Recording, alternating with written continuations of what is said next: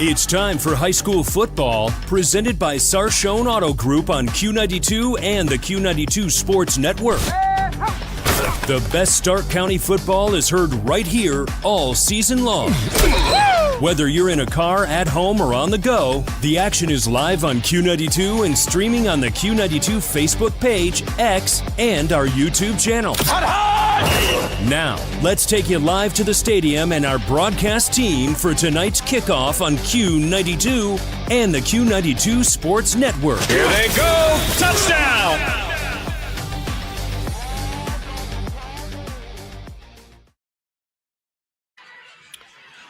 Good evening, everyone. Week 3 of the 2025 high school football season is here. I'm Jay Wilhelm with the Q92 Sports Network, brought to you by the Sarshone Auto Group. I'm here live at Sandy Valley High School as the Cardinals play host to the East Canton Hornets. East Canton, led by the legend, head coach John Spider Miller, come into tonight's contest with a record of 2-0. They defeated Chippewa 38-0 in Week 1 and Wellsville in Week 2 by a final score of 49-0. They'll look to continue playing shutout defense and high-scoring offense here tonight, as this is their first road game of the season. Sandy Valley comes in looking for their first mark in the win column as they sit at 0-2. They lost their season opener at Fairless 50-13, and last week in their home opener here in Magnolia got taken down by Manchester 48-13. Brian Gamble and his guys will look to turn their season around here tonight in front of their home crowd. We're going to step away for a commercial break, and when we return, we will continue through our pregame show and take a look around the Q92 Sports Network at the other games we are covering tonight. You're listening to high school football on the Q92 Sports Network, brought to you by the Sarshone Auto Group. At Bank of Magnolia, we have a lot more than money invested in this community. We've invested our time, our interest, our heritage. We were born here and have been an important part of this community for 125 years. That's why we can offer financial services that truly meet your needs. If you're looking for financial advice or the best rates, look to us at 3221 Cleveland Avenue Southwest in Canton. We're ready to help you grow your business or your family, and that will help this community grow as well. Member FDIC and Equal Housing Lender. Northeast Ohio knows football, and Sarshone Auto Group knows Northeast Ohio. As an official partner of the Cleveland Browns, Sarshone Auto Group serves our community with the best selection and the best service. From Ford, Chevy, Chrysler, Dodge, Jeep, Ram, and more. From the toughest trucks to the SUVs that fit your family. Sarshone Auto Group, an official partner of the Cleveland Browns, and the place where Northeast Ohio comes to drive. Visit Sarshone.com. Looking for honest, reliable auto repair? Stuffed Automotive Systems in East Canton has you covered. This small family and locally owned shop specializes in diagnostics, air conditioning, brakes, and complete auto repair, done right the first time. Check out their fresh new paint and graphics at 4100 Georgetown Street Northeast and see why locals trust them with their ride. Call 330-418-6394 or check out Stuffed Automotive Systems on Facebook. Serving the East Canton and surrounding communities for over 30 years, the Foltz Community Center is happy to serve as a community partner to the East Canton schools and provide spaces for many organizations to come together. In East Canton on Wood Street North, call 330-488-6500 and ask the Foltz Community Center for a tour of their rooms to accommodate your event today. Celebrate life's moments with the Foltz Community Center. That number again is 330-488-6500. This is high school football presented by Sarshone Auto Group on Q92 and the Q92 Sports Network. Back here at Sandy Valley High School as both teams are on the field, dressed up and getting their last warm-ups in before kickoff, which is scheduled for 7 o'clock. And now we're going to start taking a look around the Q92 Sports Network at the other games we are covering here tonight. And we're going to start with Marlington and Howland. It's week 3 of the high school football season, and that brings us tonight to Howland, Ohio, the home of the 1-1 Howland Tigers, who'll be hosting their future Eastern Buckeye Conference rival, the 1-1 Marlington Dukes, tonight on the Q92 Sports Network.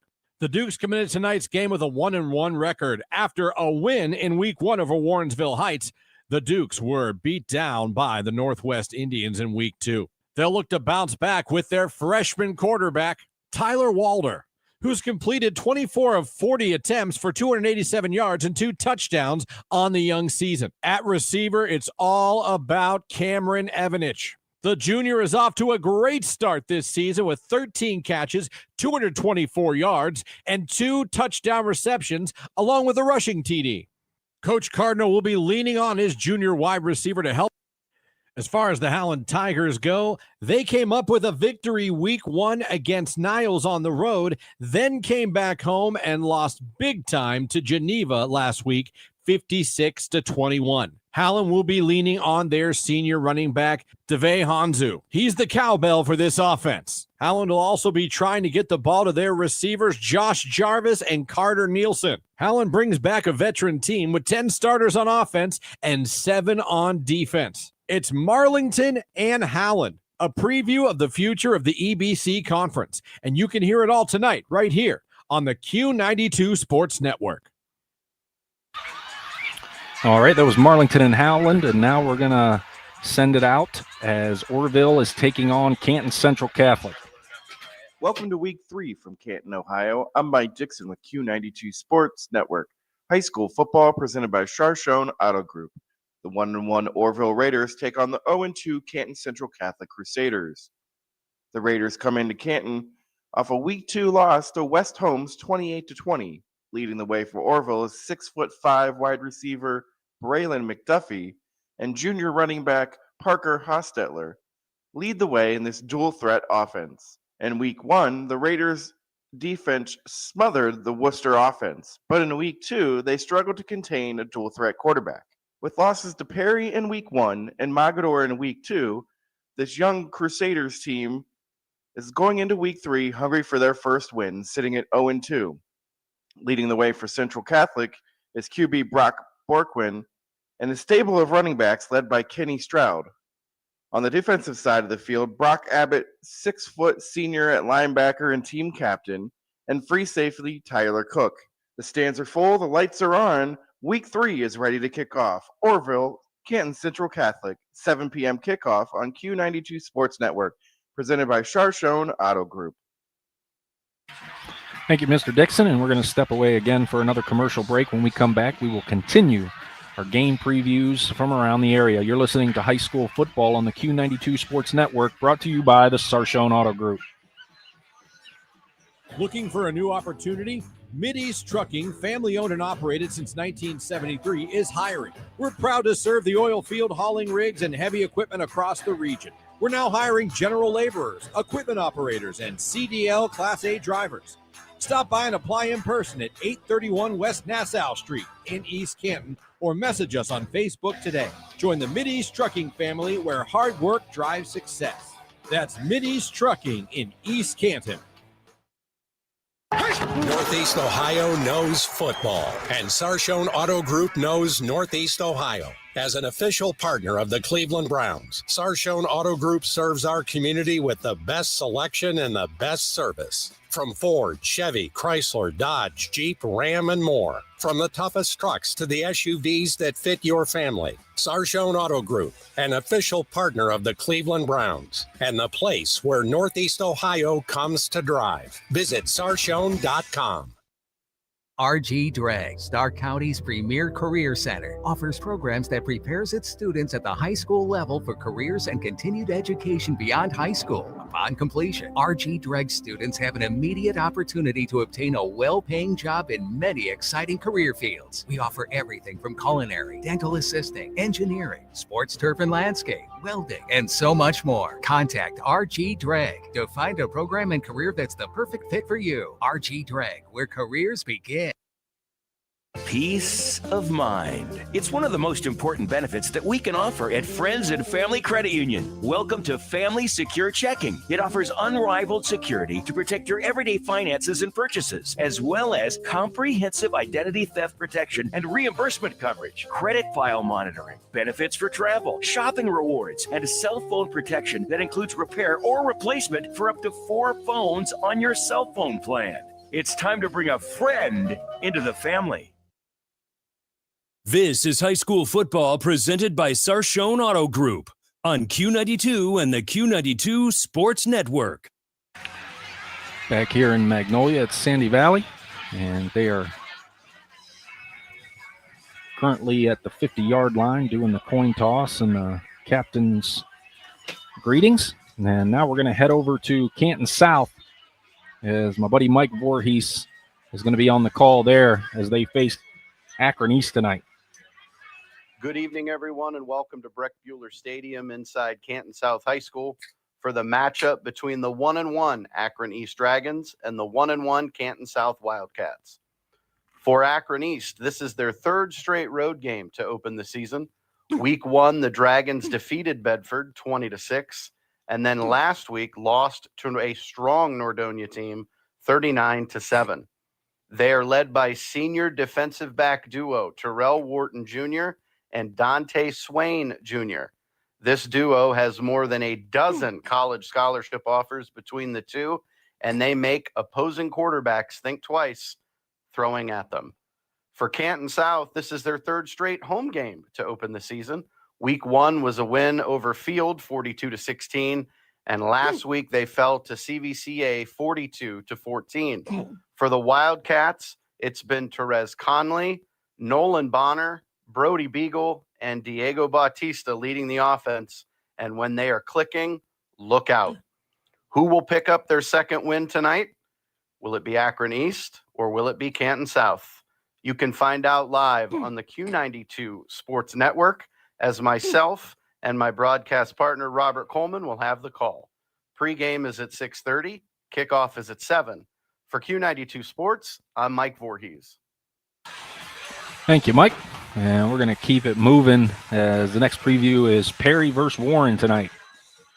It's week 3 of the 2025 season, and we are coming at you live from Mollenkopf Stadium in Warren, Ohio, for the matchup between the 1-1 Warren Harding Raiders and the 2-0 Perry Panthers. Warren Harding, coached by Matt Richardson, currently sits at 1-1 on the season. They opened the season up with a 43-25 loss to McKinley, then bounced back with a 25-6 victory over Akron Buchtel. Their defense making big plays in week 2, registering 5 interceptions, including 2 pick sixes. The Raiders have a two-headed monster at running back with McKinley Adair and Mendez Provit. James Jones started the first 2 games at quarterback for the Raiders, but Satavian Hill had success running the Wildcat offense last week. Perry and first-year head coach Spencer Lino got off to a perfect start, 2-0 on the season, beating Central Catholic week 1 and shutting out Akron St. Vincent St. Mary's last week. They have outscored their opponents 77-14. The Panthers have shown a balanced attack so far, gaining 447 rushing yards and 320 passing yards in the first 2 games. Keep an eye out on junior running back Jonathan Lemon, who has back-to-back 100-yard rushing performances, and Connor Shepard, averaging 9 yards per carry. Sophomore quarterback Cameron Treharn has completed 66% of his passes with 3 touchdowns and no interceptions. Senior wide receivers Jaden Wilson and Nasir Foster are averaging 17.5 yards per catch, and both of them with pick sixes last week. Join me, Ryan Keller, and Antonio Hall for the call. Kickoff set for 7 o'clock on Q92radiosports.com, the Q92 Sports Facebook and X pages, and also the Q92 YouTube page. From Mollenkopf Stadium in Warren, Ryan Keller, Q92 Sports. Thank you, Ryan. That should be a good one out there in Warren, Ohio. We're going to step away for another commercial break. You're listening to High School Football, brought to you by the Sarshone Auto Group on the Q92 Sports Network. At Bank of Magnolia, we have a lot more than money invested in this community. We've invested our time, our interest, our heritage. We were born here and have been an important part of this community for 125 years. That's why we can offer financial services that truly meet your needs. If you're looking for financial advice for the best rates, look to us at 3221 Cleveland Avenue Southwest in Canton. We're ready to help you grow your business or your family, and that will help this community grow as well. Member FDIC and Equal Housing Lender. Looking for a new opportunity? Mideast Trucking, family owned and operated since 1973, is hiring. We're proud to serve the oil field, hauling rigs, and heavy equipment across the region. We're now hiring general laborers, equipment operators, and CDL Class A drivers. Stop by and apply in person at 831 West Nassau Street in East Canton or message us on Facebook today. Join the Mideast Trucking family where hard work drives success. That's Mideast Trucking in East Canton. Serving the East Canton and surrounding communities for over 30 years, the Foltz Community Center is happy to serve as a community partner to the East Canton schools and provide spaces for many organizations to come together. In East Canton on Wood Street North, call 330-488-6500 and ask the Foltz Community Center for a tour of their rooms to accommodate your event today. Celebrate life's moments with the Foltz Community Center. That number again is 330-488-6500. Northeast Ohio knows football, and Sarshone Auto Group knows Northeast Ohio. As an official partner of the Cleveland Browns, Sarshone Auto Group serves our community with the best selection and the best service. From Ford, Chevy, Chrysler, Dodge, Jeep, Ram, and more. From the toughest trucks to the SUVs that fit your family. Sarshone Auto Group, an official partner of the Cleveland Browns, and the place where Northeast Ohio comes to drive. Visit sarshone.com. This is high school football presented by Sarshone Auto Group on Q92 and the Q92 Sports Network. Back here at Sandy Valley, and both teams are back in the locker room getting their final instructions before kickoff tonight. And the Cardinal Band is getting ready to take the field pregame. And we're going to continue through our game previews of the other games that we're covering here on the Q92 Sports Network. And we're going to head out to Streetsboro, where the Alliance Aviators are taking on Streetsboro tonight. Well, tonight here at Streetsboro Community Stadium in Streetsboro, the Rockets will play host to the visiting Alliance Aviators here on AM 1310 WDPN. We'll have the kickoff tonight just a little bit after 7 o'clock. You can join myself and Caleb Norick on the call on 1310 tonight. The Alliance Aviators come in with a record of 1-1. They dropped their opener, or they won their first game against Parma Padua on the road 25-3, but then ran into a buzzsaw last weekend in their home opener at Larry Karras Stadium as they fell to the upstart Louisville Leopards by the score of 30-13. Coming up next for Alliance will be Ellet, Central Catholic, and Salem here in the next 3 weeks. Meanwhile, this Streetsboro team is off to a pretty good start. The Rockets are 2-0 in the Young 2025 campaign. They knocked off Copley to start the year, 34-20, and they really handled Kent Roosevelt a week ago at Kent. The Rockets will win there by the score of 42-7. After tonight's game, they will be at Coventry and a couple of home games to Springfield and Norton before they hit the road to Woodridge coming up on October the 3rd. Should be an outstanding matchup. Lots of athletes on the field here tonight, and it looks like it's going to be another beautiful night for high school football. Join us tonight with the kickoff at 7 o'clock. Myself and Caleb Norick. Alliance will take on Streetsboro. It's high school football on AM 1310 WDPN. Thank you, Sam. And as you can hear, the band is doing their thing down on the field for Sandy Valley. And now the final game preview of our pregame show is Northwest at Louisville. The Louisville Leopards host the Northwest Indians in a renewal of a matchup that in the past was one of the most anticipated in Stark County. Northwest is 1-0 after a 35-0 win over Marlington. The Indians' Week 1 game was canceled due to an outbreak of illness at Norton. John DeMarco's team ran for 4 touchdowns with 2 from Kellen Reinford and 1 each for Joey Madur and Connor Stevenson. Madur had 83 yards on 12 carries. Quarterback Braden Venables was 15 of 19 for 168 yards and a score with no interceptions.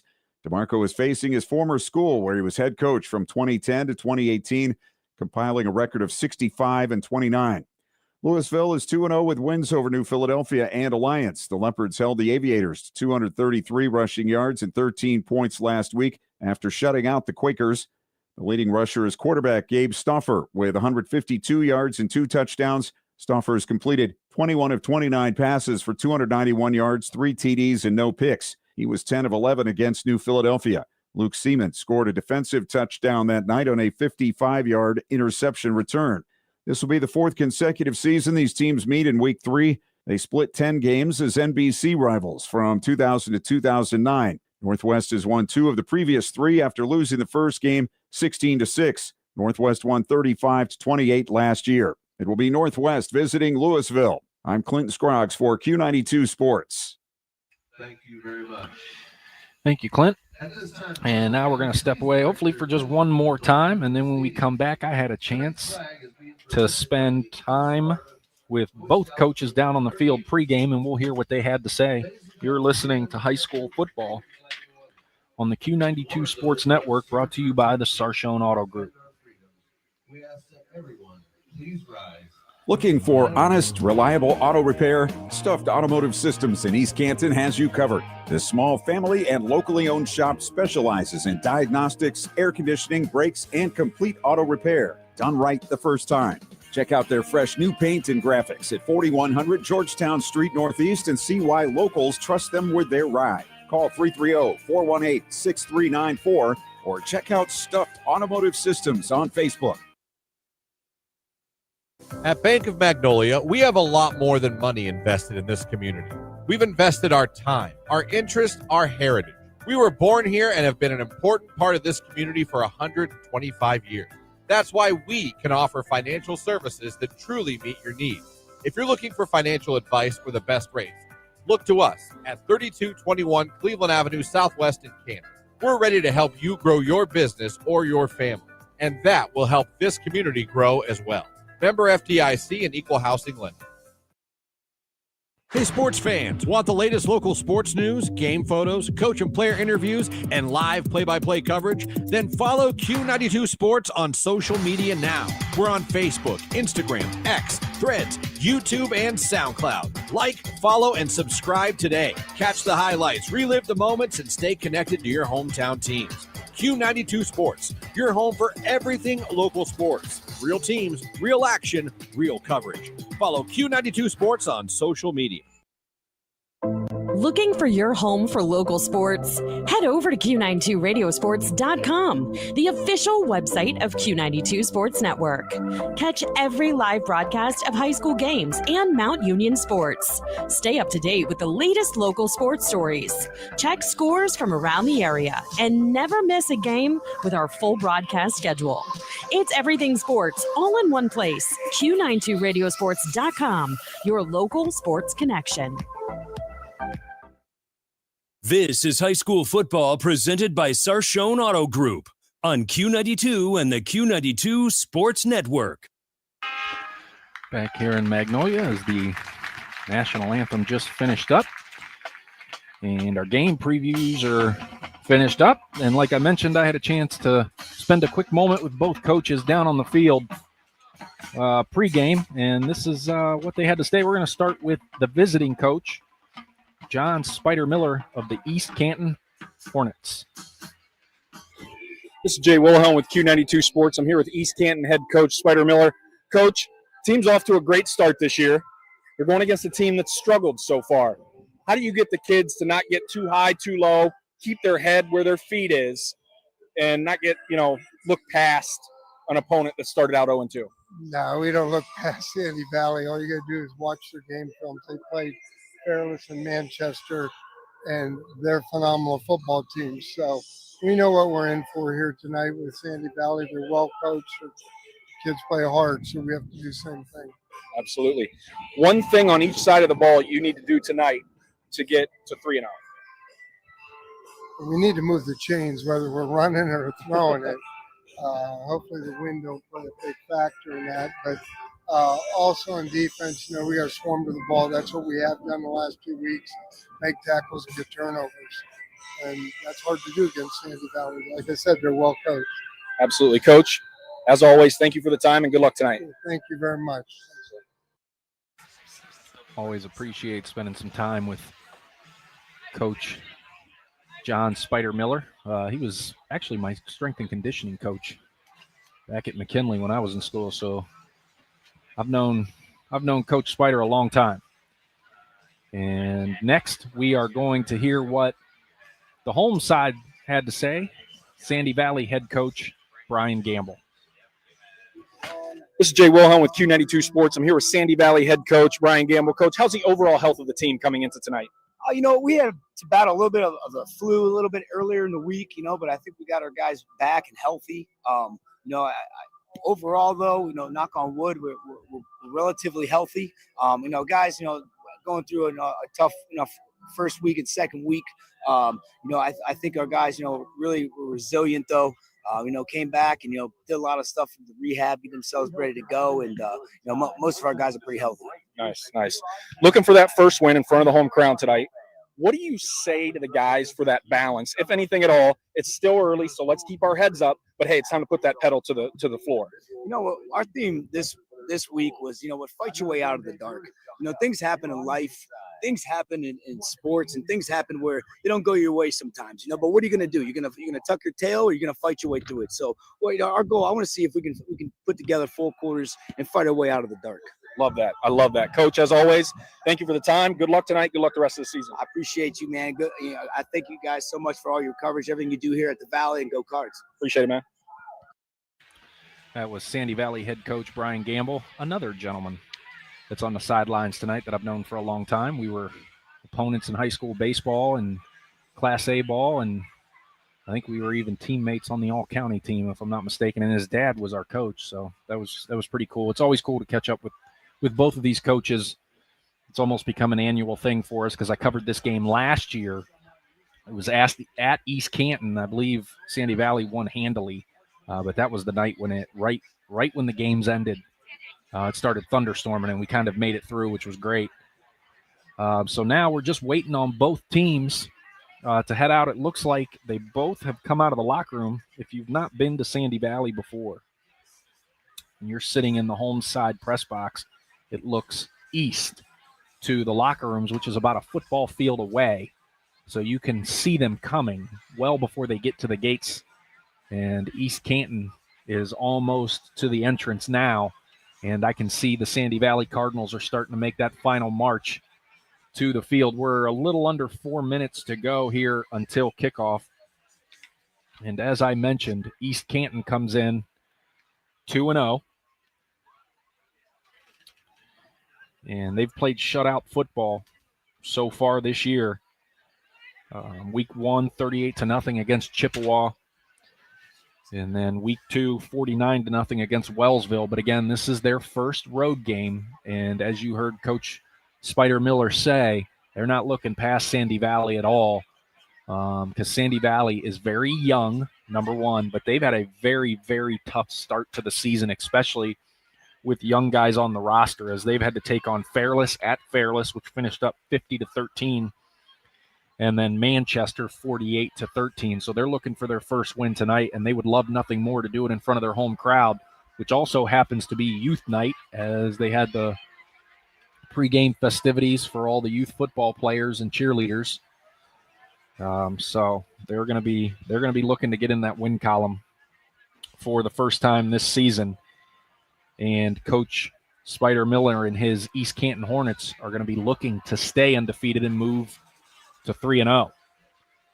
So now both teams have hit the gates to get in, and as you can hear, the crowd livening up here on the home side as their Sandy Valley Cardinals are getting ready to burst through the line of the band and through the breakaway sign.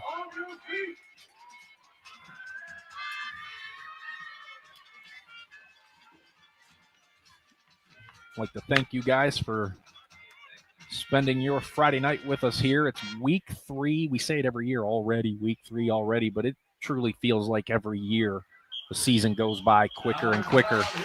And here come the Cardinals. As you can see, the home side's filled to the brim, and they're all on their feet. And the away side, East Canton brought enough to pretty much fill up that section as well. And their band over there to the right side. East Canton will receive the football first, as I believe Sandy Valley won the toss and deferred to the second half. So the Hornets, and we're going to get to see this undefeated Hornets team right off the bat.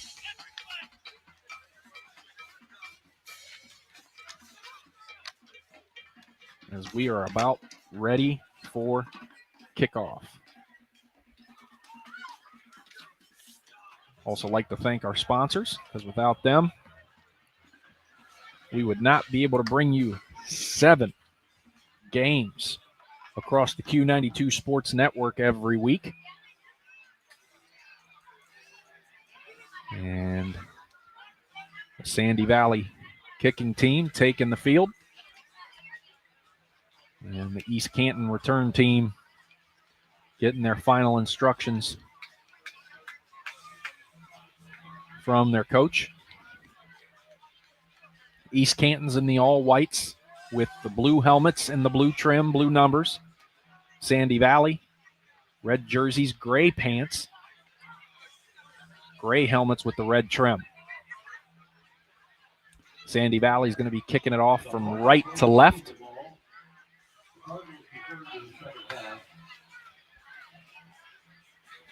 And the clock is down to 0. And they're going to bring the football out to the kicker of the Sandy Valley Cardinals. And as you can hear, to the right of me is their PA announcer getting the fans in it, the student section to my lower right side for Sandy Valley. They're all standing up, which I'd imagine they'll do throughout the game.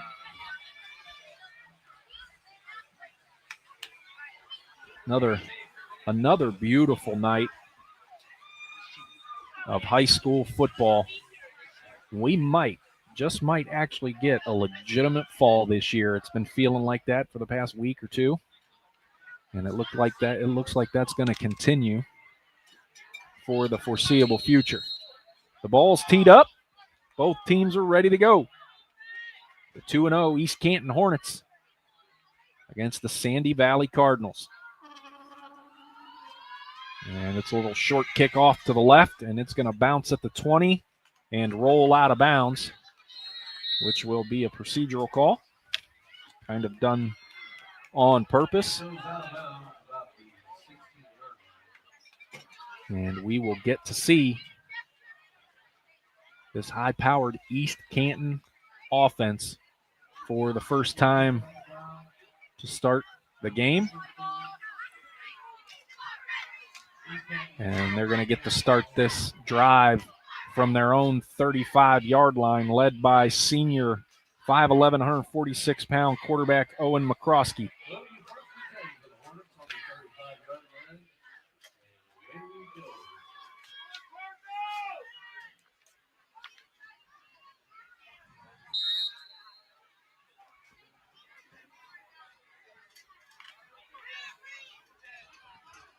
So McCroskey's going to start in the shotgun. He's going to have 2 receivers to his left, 1 down here to the right. Puts a man in motion, and we already have a flag on the play, and it's going to be false start on East Canton. It's going to knock them back 5 yards to make it 1st and 15.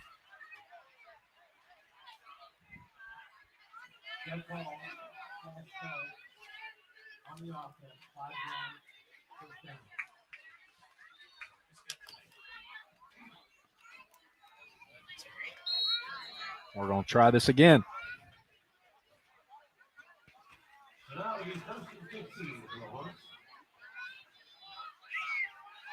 Sandy Valley in a 4-3 defense. Back in the shotgun for McCroskey. Same formation with a running back behind him. Takes the snap, drops back, looking left. Now he's going to take off up the middle out to the 35 to about the 36-yard line. So he pretty much got the penalty yardage back. +1, so it's going to be 2nd and 9. Nobody open there on the left side, and he had to take off up the middle as the pass rush was coming and the pocket was collapsing.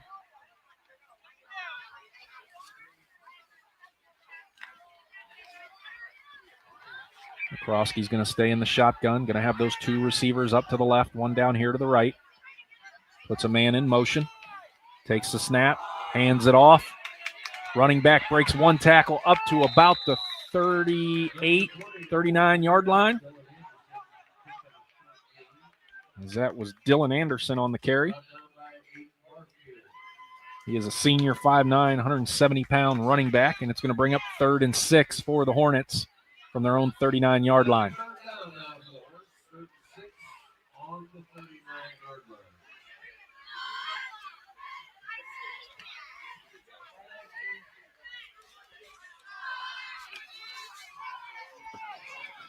Same formation, back in the shotgun. McCroskey drops back to pass. Here comes the blitz. He's going to let it go. Got his man, Aiden Stevens, at the 50 and inside the Sandy Valley territory. It's going to bring up a 1st down for East Canton. Aiden Stevens, junior wide receiver, 5 foot, 148 pounds. But he was wide open as they are now on the Sandy Valley 46.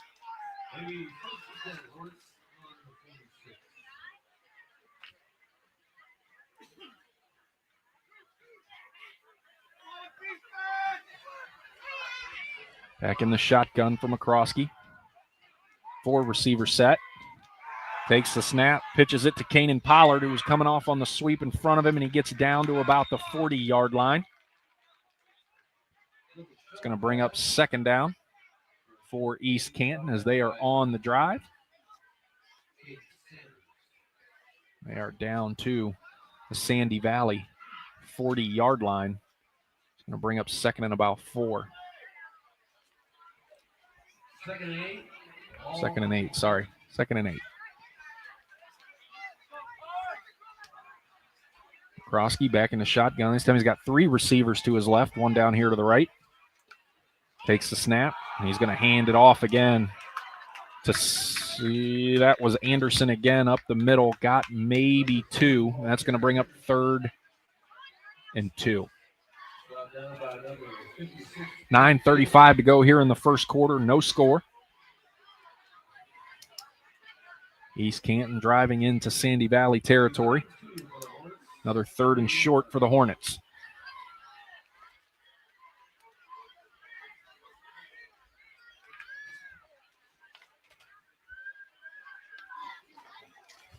Three receivers to the left, 1 down here to the right for McCroskey. He's going to roll left immediately, fire to the left side, got his man wide open at the 31, cuts back to the middle, down to the 25, and inside to the 24-yard line. Another 1st down for East Canton.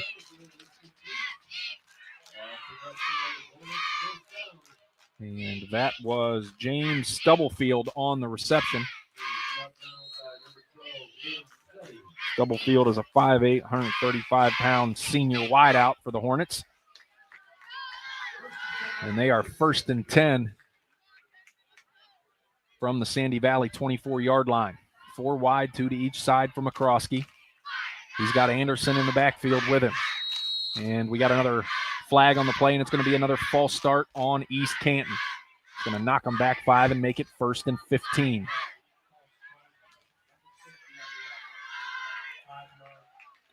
Early score out of Canton South. Akron East up 6-0.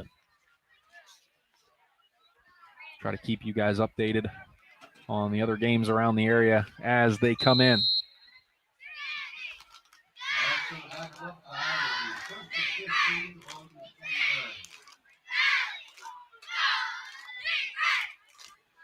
First and 15 for East Canton from the Sandy Valley 29-yard line. 3 receivers to the right this time, 1 up top to the left. McCroskey takes the snap, drops back to pass. He's rolling light, looking downfield.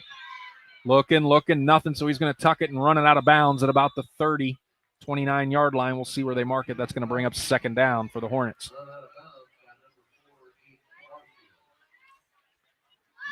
Aiden Garfield ran him out of bounds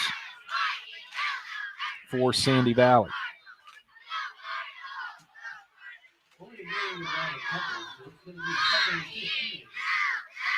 It's going to be 2nd and 15 for East Canton.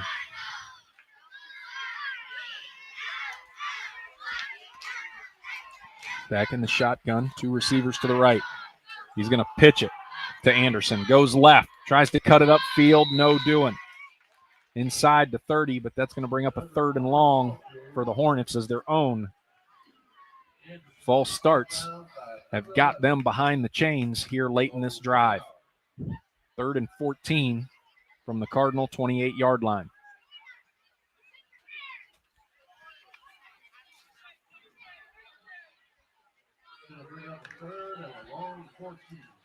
Third and 14. McCroskey in the shotgun. Got Dylan Anderson in the backfield. 2 receivers to each side out wide. McCroskey takes a snap, looks left, fires it over to the left side. Got a man wide open, complete inside the 10. And down to about the 7. And that's going to be a 1st and goal for East Canton as they are now inside the RG Drag red zone. Learn, earn, and succeed. It'll be 1st and goal from the 6 for the Hornets. 7:15 to go here in the first quarter. No score, but the Hornets are knocking on the door. McCroskey, shotgun. 1 receiver to each side out wide. Anderson in the backfield. He's going to pitch it to the left. Inside the 5, and he's going to run it into the end zone for a Hornets touchdown. East Canton gets on the board first with a Dylan Anderson touchdown run from 6 yards out.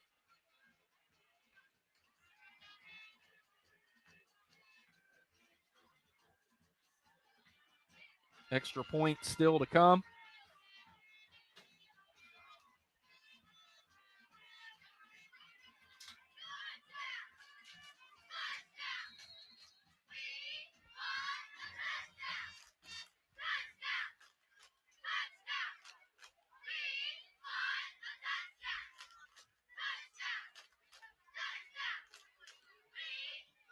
Extra point is up. Plenty of leg, and it is good. 7-0 Hornets. We're going to step away for a quick one. You're listening to High School Football, brought to you by the Sarchone Auto Group on Q92.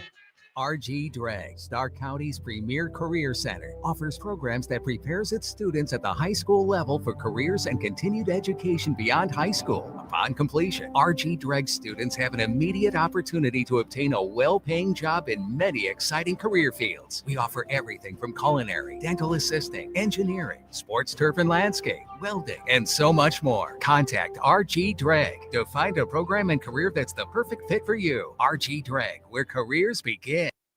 This is high school football presented by Sarchone Auto Group on Q92 and the Q92 Sports Network. Back here at Sandy Valley as East Canton with a nice long opening drive to make it 7-0 against the Cardinals. And now we will get to see Sandy Valley's offense for the first time tonight as East Canton's getting ready to tee it up and kick it off.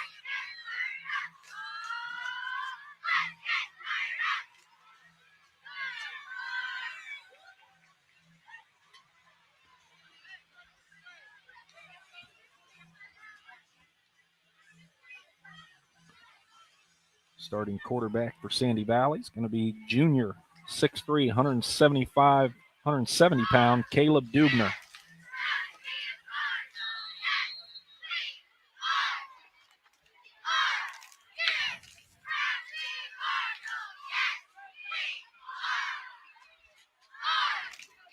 And the ball is in the air.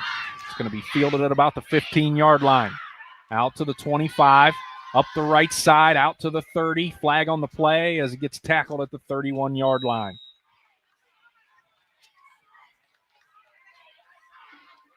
We're going to see what the flag's about. It's either holding or blocking the back on the receiving team.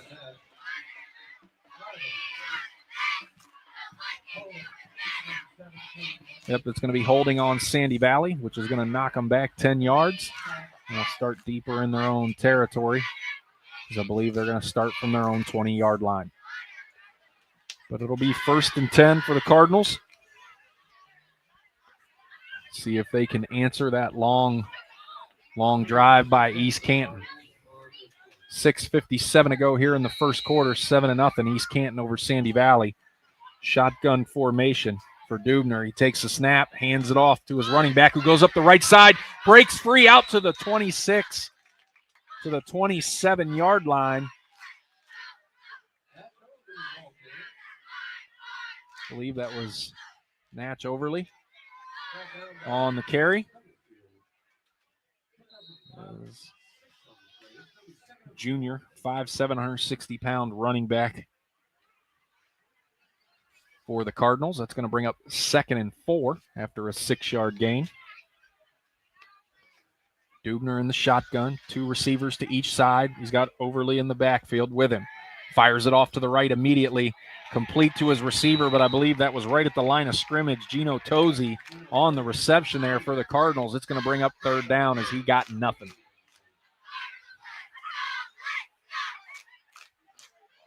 Actually lost a yard, so that's going to make it 3rd and 5. Sandy Valley going right to left. 4 wide, 2 to each side for Dubner. Got Overly in the backfield with him, puts a man in motion. Drops back to pass, rolling left immediately, looking downfield, and he's going to take off running. He gets out to the 30, and he gets just past the 1st down marker. Great job by Caleb Dubner, cutting straight up field and getting to the marker. It's a 1st down for Sandy Valley.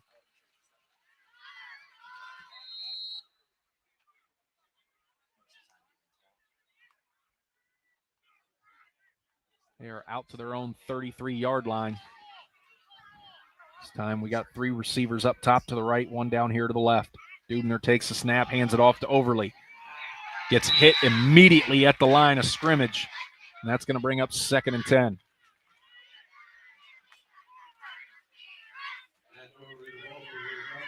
Canton South responds as they now lead Akron East 7-6. Howland's up on Marlington 7-0. It's the end of the 1st in Louisville already, but no score between the Leopards and Northwest. 2nd and 9 from the 34 for Sandy Valley. Shotgun formation for Dubner. 4 receivers, 2 to each side. Takes a snap, fires it immediately to the right side. He's got his man Tosi, who cuts free. Another 1st down out to their own 49, 48-yard line. Gino Tosi on the reception there. 5'11", 170-pound senior. Aiden Stevens on the tackle for the Hornets. And right back to the line of scrimmage for the Cardinals. Dubner in the shotgun. 3 receivers to the left, 1 to the right.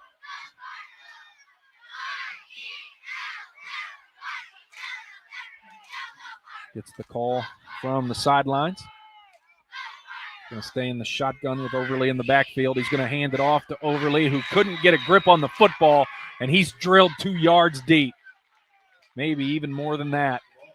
He had no time to hit the hole there, as that's going to bring up 2nd and about 13 for the Cardinals from their own 46-yard line.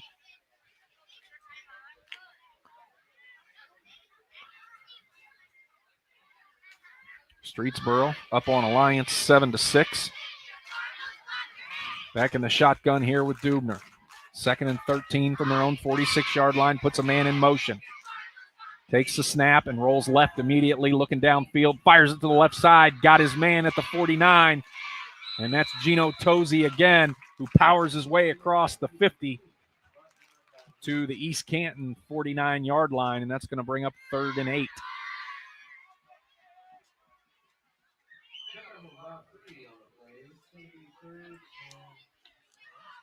Four minutes to go here in the 1st quarter. East Canton on top of Sandy Valley, 7-0.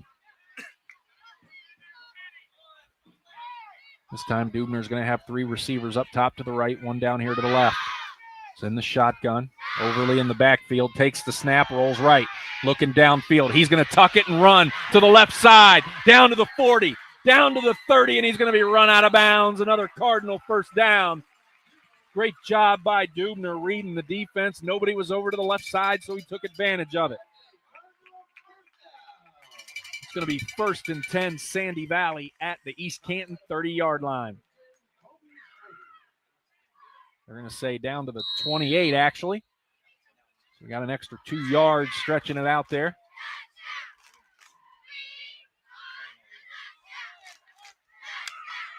Three receivers to the right, 1 down here to the left. Dubner in the shotgun. Overly in the backfield. He's going to hand it off to Overly. Goes up the left side, hits the hole. Down inside the 20, inside the 15, and he's brought down.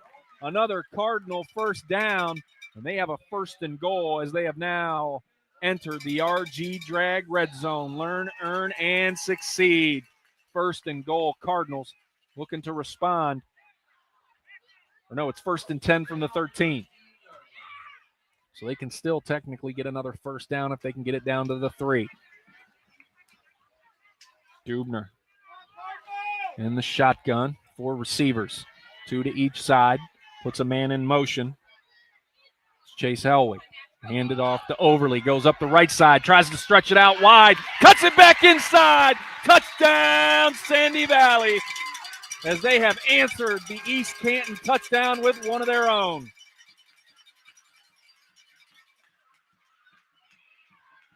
Natch Overly on the carry there for the Cardinals. Extra point still to come.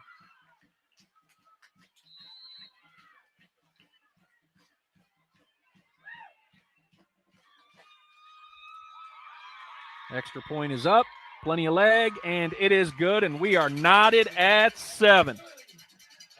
Step away. We'll be back after this. You're listening to High School Football, brought to you by the Sarchone Auto Group on Q92. Serving the East Canton and surrounding communities for over 30 years, the Foltz Community Center is happy to serve as a community partner to the East Canton schools and provide spaces for many organizations to come together. In East Canton on Wood Street North, call 330-488-6500 and ask the Foltz Community Center for a tour of their rooms to accommodate your event today. Celebrate life's moments with the Foltz Community Center. That number again is 330-488-6500. This is high school football presented by Sarchone Auto Group on Q92 and the Q92 Sports Network.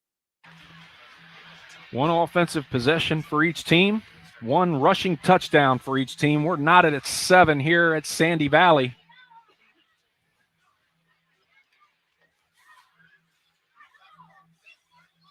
After Natch Overly ran it in from 13 yards out to knot it up.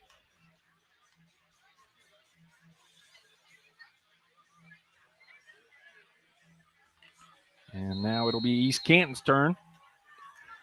See if they can respond.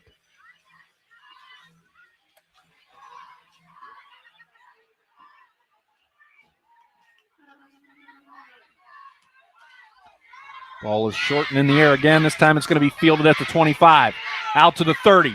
Out to the 35. He's going to be taken down at the 36-yard line. And that's where East Canton will start.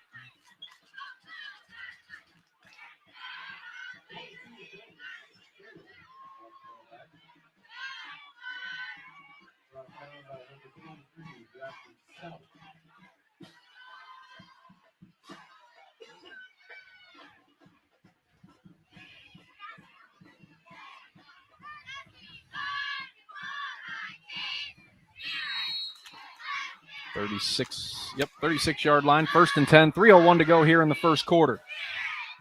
Here comes McCroskey and company. 2 receivers to the left, 1 down here to the right. They're in the shotgun. Takes a snap, pitches to the running back up to the 36 to the 40 and runs out of bounds at the 42-yard line.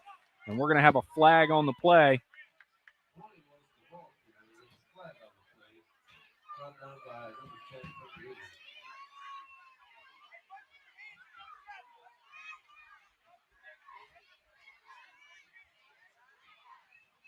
And waiting on the call here. It's going to be holding on East Canton, which is going to knock them back 10 yards.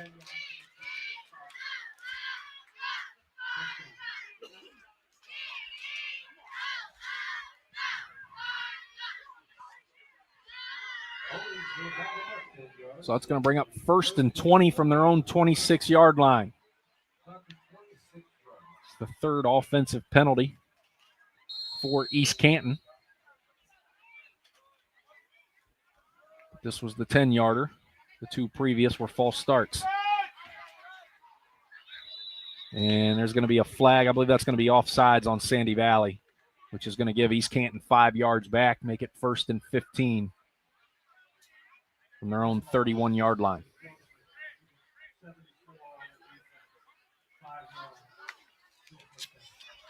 Still first down for the Hornets.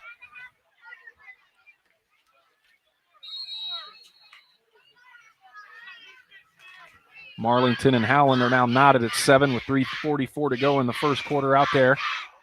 McCroskey here's in the shotgun, takes the snap, rolls left, looking downfield. Fires it to the left side, got his man out to the 40, fights his way to the 45-yard line. He's going to be close, but just shy of that first down marker. It's going to bring up second and short from their own. Let's see where they mark this, 46-yard line. Inches away from the first down, so it's going to be second and inches for the Hornets.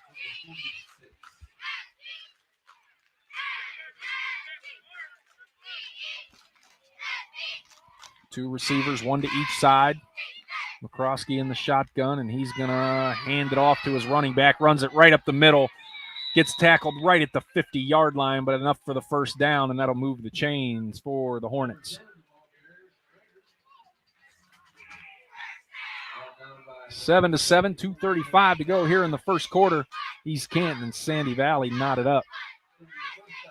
Actually moved them inside Sandy Valley territory at the Sandy Valley 49-yard line.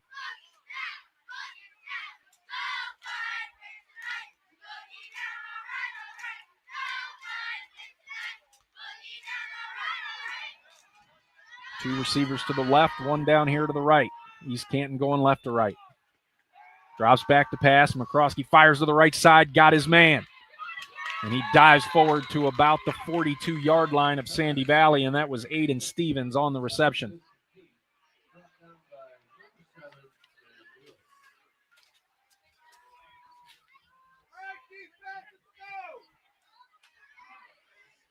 It's going to be 2nd and 3 from the Sandy Valley 42-yard line. We're under 2 minutes to play here in the first quarter.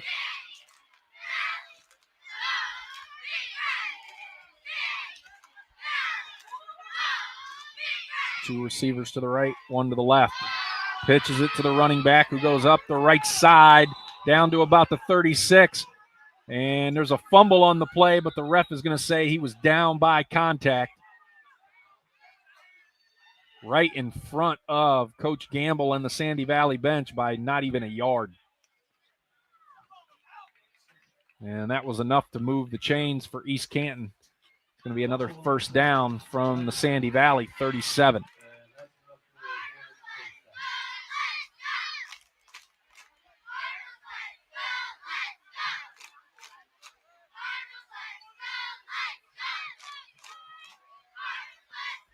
Under a minute to play here in the first quarter. Knotted up at 7. Out of the huddle. McCroskey in the shotgun. And that was pretty much one of those everybody but one person on the offense with another false start for the Hornets. That's their third false start of the ball game.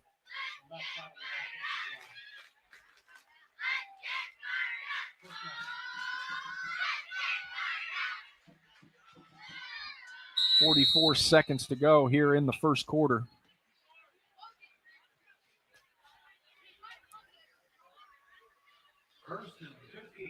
Looks like the wind is died down a little bit. It was howling pretty bad pregame when I was down on the field level. McCroskey in the shotgun. Two receivers to his left, one to his right. Takes the snap, drops back to pass, looking right, going to fire it over the top. Nobody's there, out of bounds, incomplete. 2nd and 15 with 17 seconds to go in the first quarter. Alliance and Streetsboro now knotted up at 13.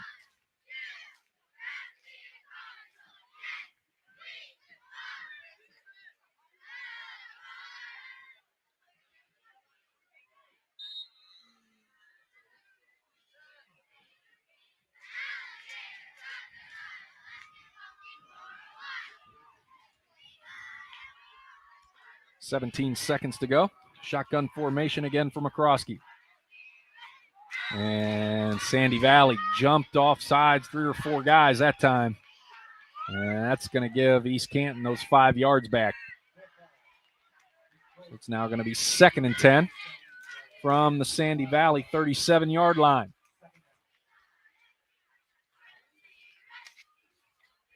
Neither side can stay in their shoes.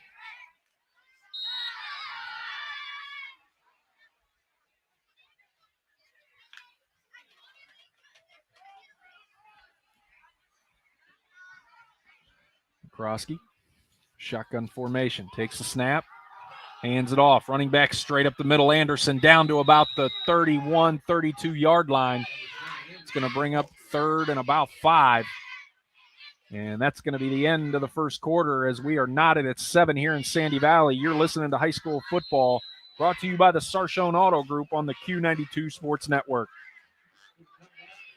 Looking for honest, reliable auto repair? Stuffed Automotive Systems in East Canton has you covered. This small family and locally owned shop specializes in diagnostics, air conditioning, brakes, and complete auto repair. Done right the first time.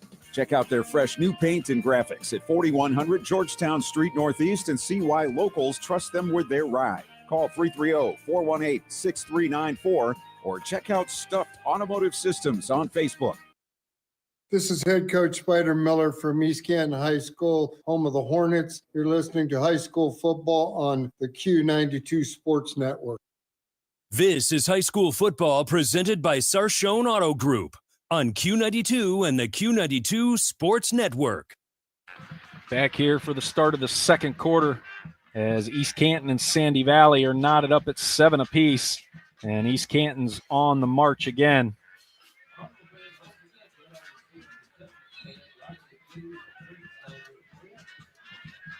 And they will flip the sides of the field.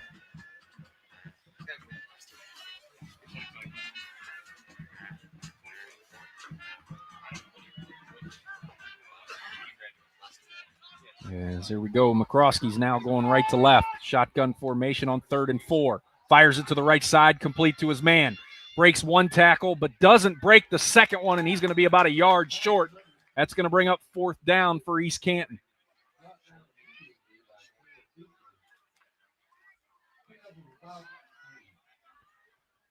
So it's going to be 4th and 2 from the Sandy Valley 29-yard line.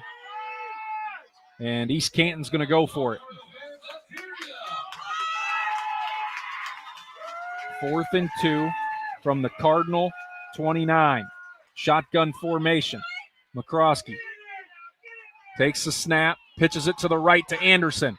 He plows it up the right side, and it's going to be close. We're going to see where they're going to mark it, and they're going to give him the 1st down on the forward progress. And that's going to be 1st and 10, East Canton from the Cardinal 25.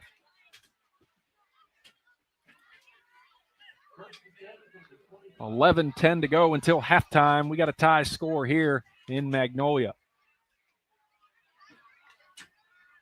East Canton breaks the huddle. Going to bring 2 receivers down to the left. Nobody up top to the right. Anderson in the backfield with McCroskey. Takes the snap. He's rolling left. Looking downfield. Rolling left. Fires it to the left side. Got his man inside the 20. And he's going to be knocked out of bounds at the 16-yard line as East Canton once again has entered the RG Drag red zone. Learn, earn, and succeed. It's going to be 2nd and 1 from the 16 for the Hornets.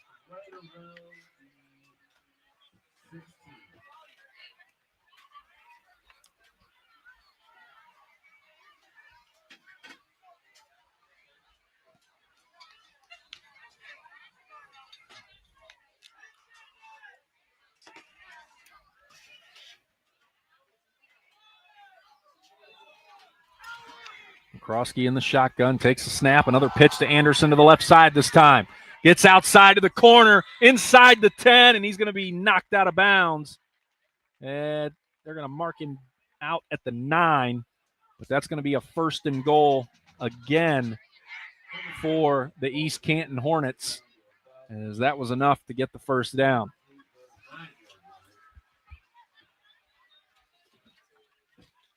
Brought down by Chase Develop.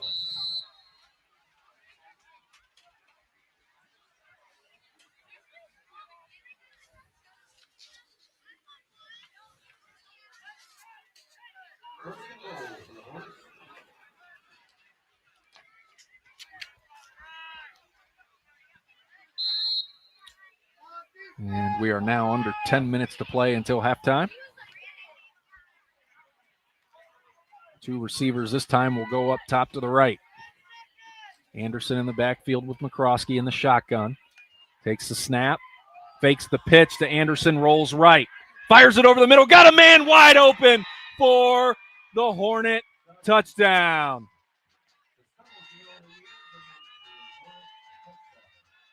Trying to see who that was on the reception. That was James Stubblefield. And the extra point still to come.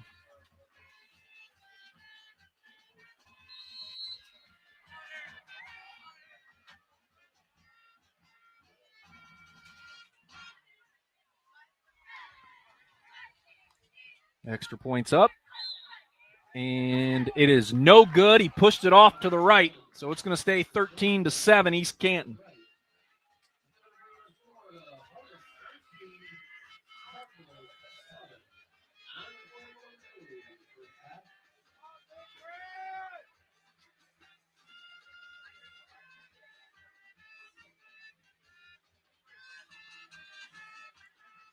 Akron East scores again, and they now lead Canton South 12-7. Which is right up the street from here at Breck Bueller Stadium.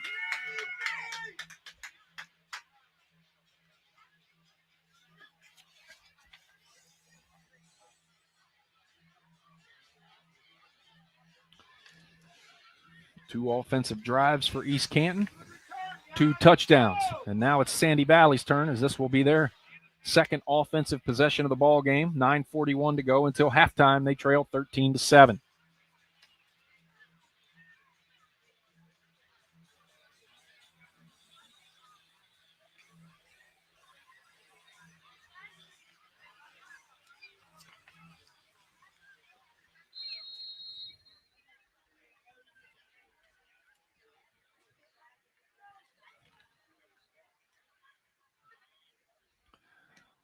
And the ball is in the air, back to the Cardinals, and it's going to be fielded at the 18. Out to the 25, out to the 30, out to the 36-yard line. Good return there for Sandy Valley. And I believe that was Natch Overly on the return as well.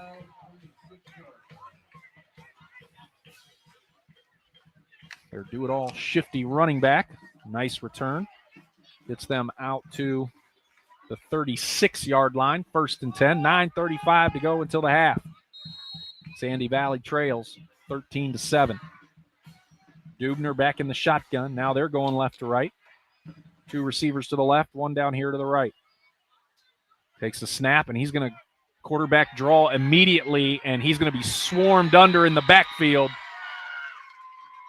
as that was a designed quarterback draw that went nowhere. Lost some yards.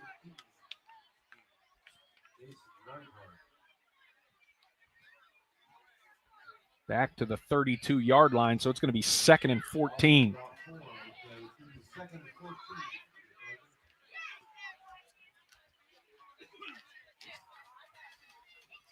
Dubner back in the shotgun. Got Overly in the backfield with him. 4 receivers, 2 to each side, and then he puts Tozy in motion to go to the top side. He rolls left, avoids the blitz, fires it over to the right side, got his man, and back to pretty much the original line of scrimmage. And that's going to bring up 3rd and about 10 for the Cardinals. Back out to the 36-yard line. Orville on top of Canton Central Catholic in the second quarter, 14-0.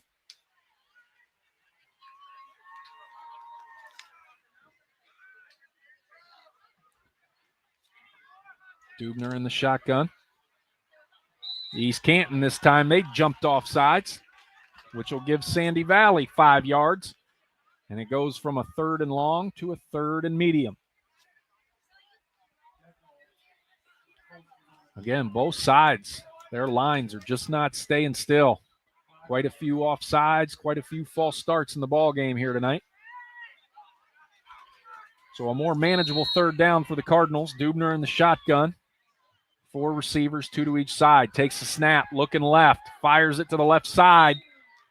Incomplete pass, a little too high for his intended target, and that's going to bring up 4th down. And they are on the East Canton side of the 50. So we're going to see if they are going to go for it. And Gamble thought about it for a second. Now he's sending out the punt unit with 8:06 to go until halftime. 4th and 5 from their own 41-yard line. They're going to kick it back to the Hornets, our first punt of the football game.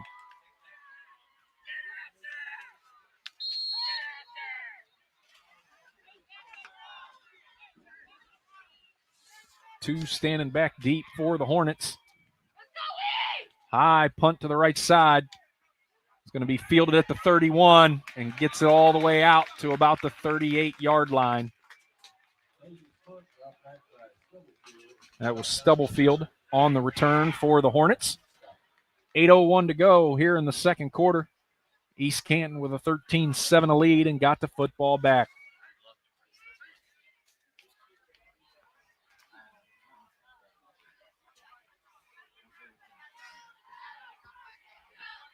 Coming up at the half, we will have our Jeff Mears news break back at the station. We will go through the scoreboard of all the scores around the area that we get the updates on, and we will review the first half of this one and look forward to the second half. So stay tuned for that. McCroskey in the shotgun. Takes a snap, fires it immediately to his right, complete to Aiden Stevens. Makes one move and then slips and falls down for no gain. Going to bring up 2nd and 10.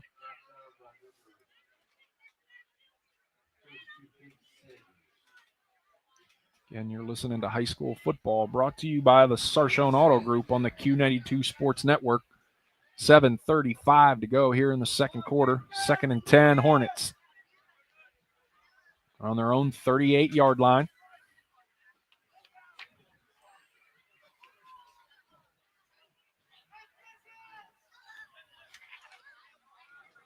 Krosky hands it off. No, he faked the handoff, and he's off to the races. Out to the 50, down to the 40, to the 30, to the 20. Can they catch him? No, they cannot. Touchdown, East Canton. Owen McCroskey.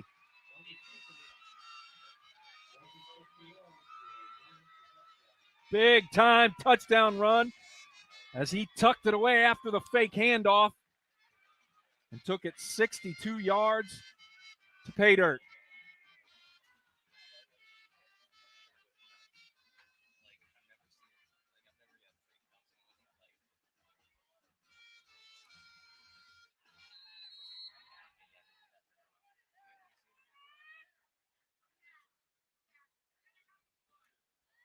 And we'll see if they're going to go for 2 or if they're going to kick the extra point.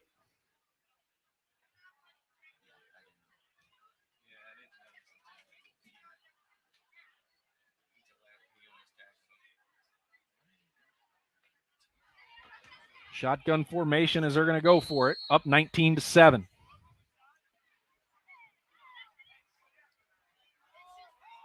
And they're going to pitch it to Anderson, who runs it in for the 2-point conversion to make it 21-7. East Canton.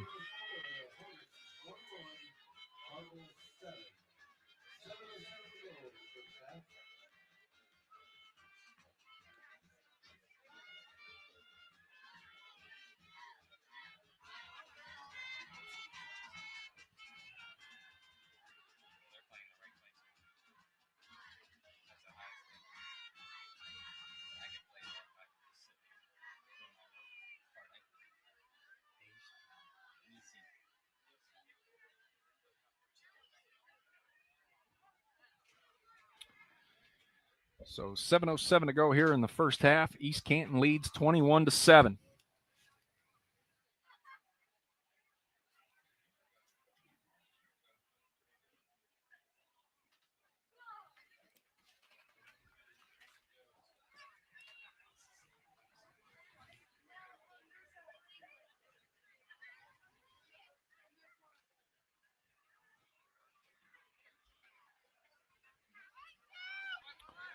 And East Canton going to tee it back up and kick it back to Sandy Valley.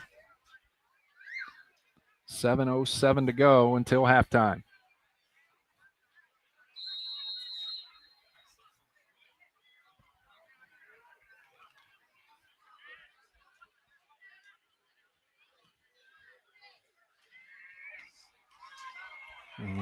going to be fielded at about the 10-yard line. Going to be brought all the way out to the 32. And that's where the Cardinals will take over 1st and 10. 7:01 to go, trailing 21-7.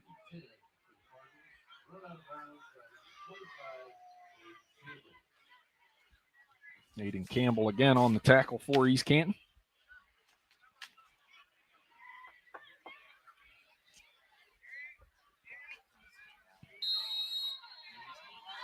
From their own 32, Dubner in the shotgun. 3 receivers to his left, 1 down here to the right. And he's going to hand it off to Overly, who goes up the right side, and he gets out across the 40-yard line to the 42, and they're going to give him the first down. Going to be all the way out to the 43-yard line for Sandy Valley, as we are now under 7 minutes to play until halftime. Right back to the line of scrimmage for the Cardinals. Dubner in the shotgun. Puts Tozy in motion again, but they hand it off to Overly again, and this time he gets the right side again. Inside the East Canton territory, he runs out of bounds at the 46-yard line as Sandy Valley starting to open them holes for Natch Overly.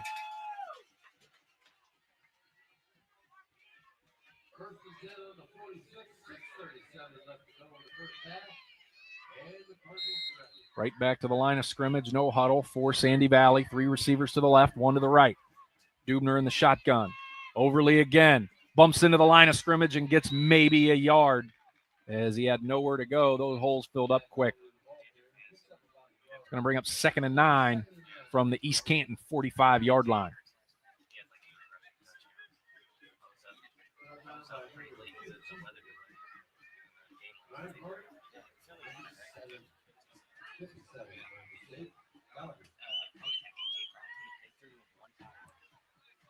Dubner in the shotgun. 4 receivers, 2 to each side. Gives it to Overly again, straight up the middle. And he is met at the 38-yard line. And that's going to bring up 3rd and 2 for the Cardinals.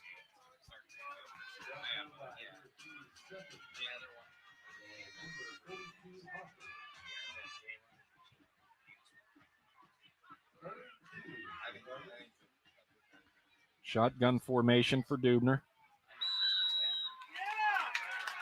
And it looks like East Canton jumped off sides again, which is going to be enough to hand Sandy Valley a first down after the 5-yard penalty.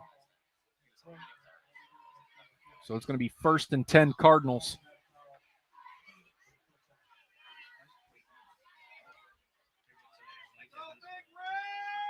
From the East Canton 33.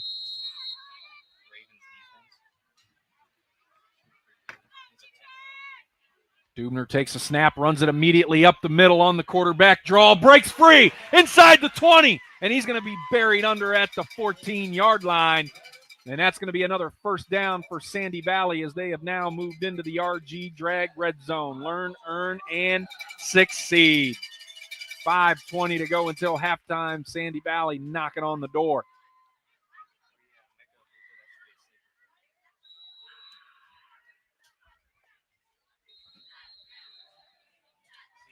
Dubner right back to the line of scrimmage with his guys. And we're going to have an East Canton timeout. This timeout is brought to you by Friends and Family Credit Union. It's time to bring a friend into the family. And we'll step away. You're listening to High School Football, brought to you by the Sarshone Auto Group on the Q92 Sports Network. At Bank of Magnolia, we have a lot more than money invested in this community. We've invested our time, our interest, our heritage. We were born here and have been an important part of this community for 125 years. That's why we can offer financial services that truly meet your needs. If you're looking for financial advice for the best rates, look to us at 3221 Cleveland Avenue Southwest in Canton. We're ready to help you grow your business or your family, and that will help this community grow as well. Member FDIC and Equal Housing Lender. This is Coach Gamble from Sandy Valley. You're listening to High School Football on Q92. This is High School Football presented by Sarshone Auto Group on Q92 and the Q92 Sports Network. Back here, 1st and 10 from the 14 for the Cardinals. Shotgun formation for Dubner. 4 receiver set, and he's going to hand it off to Overly. Jitterbugs his way through the line, breaks free inside the 10, and he is shoestring tackled at the 8.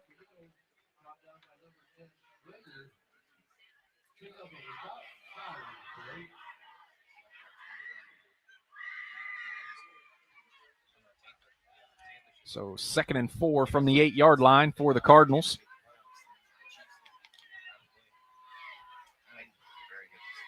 Going to stay with that 4 receiver set. Dubner, quarterback draw straight up the middle, gets down to about the 5, maybe the 6-yard line. Is going to bring up 3rd down and 1 from the 5. 4:30 to go until halftime. 21-7. East Canton on top of the Cardinals, but the Cardinals are knocking on the door. This would be big if they could punch this in before halftime, as they get the ball first to start the second half. They could easily close that 2-touchdown gap. Dubner in the shotgun. Hands it off to Overly, cuts it back up the middle, inside the 5 to the 4. And they're going to go ahead. One guy's saying 4th down. The other guy's saying give him the 1st down. They're going to give him the 1st down, so it'll be 1st and goal for the Sandy Valley Cardinals with 3:59 to go here in the first half.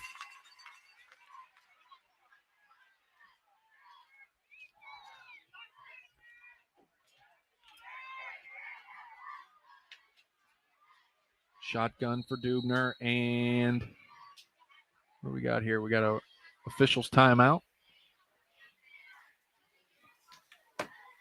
Oh, they had to fix the ball placement. We're good now. It was on the wrong side of the hash mark. Dubner fakes the handoff and runs it in for the Sandy Valley touchdown.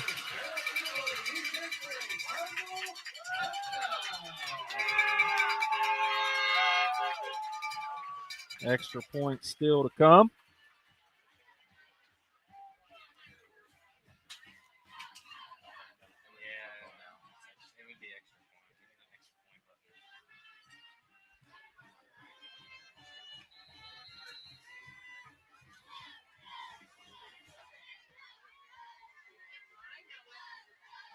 And the extra point is up, and it is good. It is now 21-14 as the Cardinals cut into the Hornets' lead. 3:41 to go until halftime.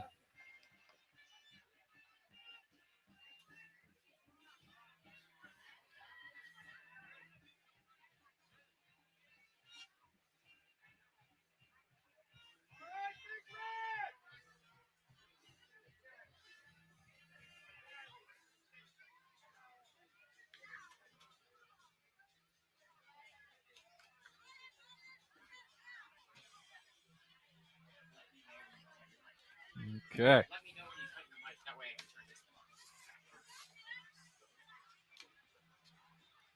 And now it's East Canton's turn. We've had one punt so far here tonight.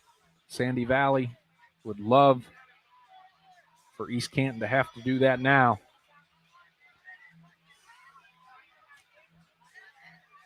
(21-14). East Canton on top of Sandy Valley with 3:41 to go until halftime. Marlington leads Howland with 1:06 left in the second quarter by a score of 14-10. And it was halftime in Louisville, still no score between them and Northwest.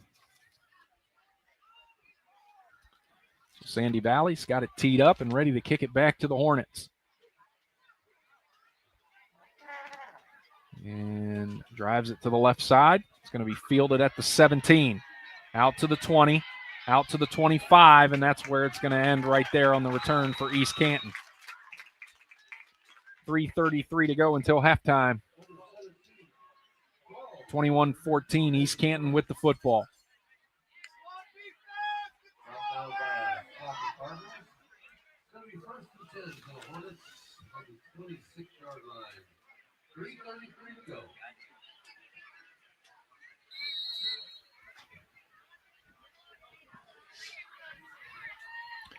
East Canton starting from their own 26-yard line. McCroskey in the shotgun. 2 receivers to his left, 1 up top to his right. He's got Dylan Anderson in the backfield with him, puts 1 man in motion, Kanan Pollard. Drops back to pass. McCroskey going up top, right side, off the hands of the intended target, but a flag on the play, as I believe the DB never turned around to look for the football. So that's going to be a pass interference on Sandy Valley.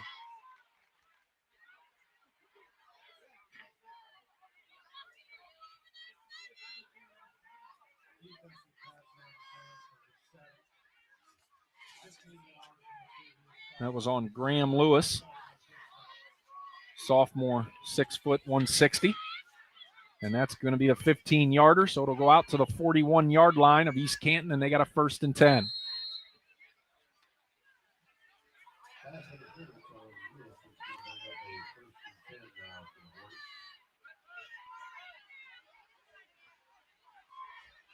McCroskey takes a snap, flips it to Anderson up the right side. And he dives forward to about the 45-yard line.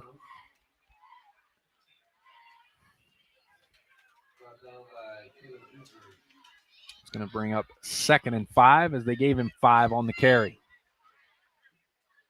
Approaching the 3-minute mark of the second quarter. Out to their own 46-yard line. McCroskey takes the snap, rolls left, looking downfield, fires it to the left side, got his man inside the 49, down to the 45 of Sandy Valley. And that was James Stubblefield again for another reception. And he's staying down on the turf. It looks like he might have a cramp. Yeah, that's exactly what it is. His own teammates trying to stretch out his right leg. 2:42 to go until halftime. This timeout is brought to you by Friends and Family Credit Union. It's time to bring a friend into the family. This is high school football brought to you by the Sarshone Auto Group on Q92. Northeast Ohio knows football, and Sarshone Auto Group knows Northeast Ohio. As an official partner of the Cleveland Browns, Sarshone Auto Group serves our community with the best selection and the best service. From Ford, Chevy, Chrysler, Dodge, Jeep, Ram, and more. From the toughest trucks to the SUVs that fit your family. Sarshone Auto Group, an official partner of the Cleveland Browns, and the place where Northeast Ohio comes to drive. Visit sarshone.com. This is high school football presented by Sarshone Auto Group on Q92 and the Q92 Sports Network. Back here with 2:42 to go until halftime. Hornets lead the Cardinals 21-14. They got a 1st and 10 on the Cardinals' 45-yard line. It's just a cramp for Stubblefield. It found his way off the field under his own power. McCroskey in the shotgun, 3 receivers up top to the right, 1 down here to the left. Dylan Anderson in the backfield, and he's going to roll right. McCroskey looking downfield, getting to the sideline. He's going to take off. Gains maybe a yard or 2, as they're going to mark him out of bounds at the 43-yard line of the Cardinals. 2nd and 8 for East Canton.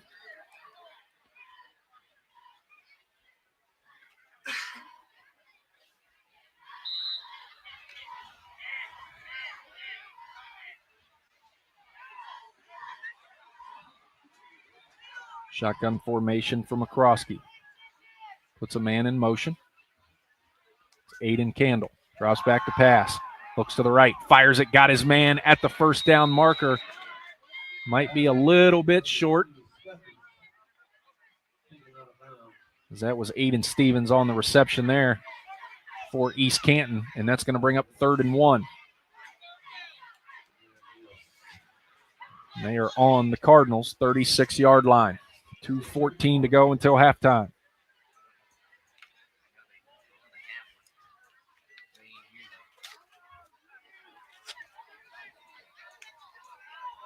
McCroskey. Shotgun formation, takes a snap, pitches it to Anderson, goes up the right side, got the 1st down easily and down to the 30-yard line. That'll move the chains for East Canton.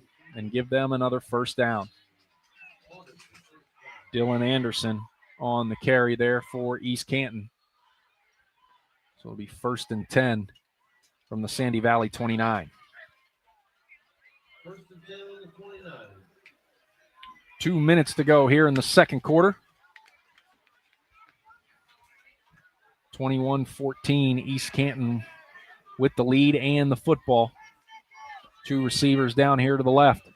McCroskey takes the snap, fakes the pitch to Anderson, rolls left, looking downfield, rolls left, and he's going to tuck it and run, and he's inside the 25 and runs it out of bounds at the 24-yard line. Owen McCroskey doing a great job so far this half, just given what the defense takes him, has not forced anything yet.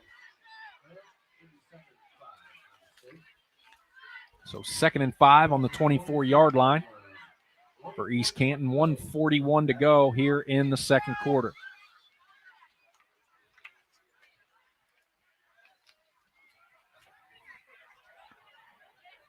Three receiver set, 2 to the right, 1 to the left. McCroskey takes a snap, pitches it to Anderson up the left side. And he's going to be driven out of bounds after maybe a 1-yard gain. If that. It's going to bring up 3rd down.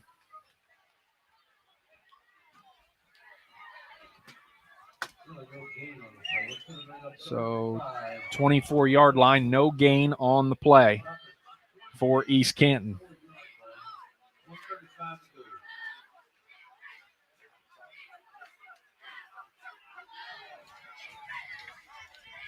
Third and 5 for East Canton. Shotgun formation from McCroskey, 4 wide, 2 to each side. Takes the snap, drops back to pass.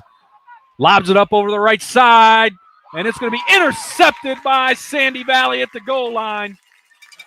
Right at the 1-yard line, at the inch line, as they're going to say he was in the field of play on the interception, but that stops the scoring threat with 1:29 to go until halftime. I just gave McCroskey the credit of not forcing it, and then he did it.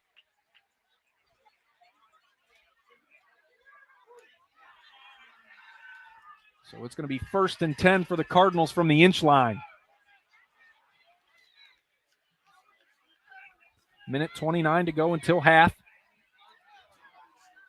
They trail by 7.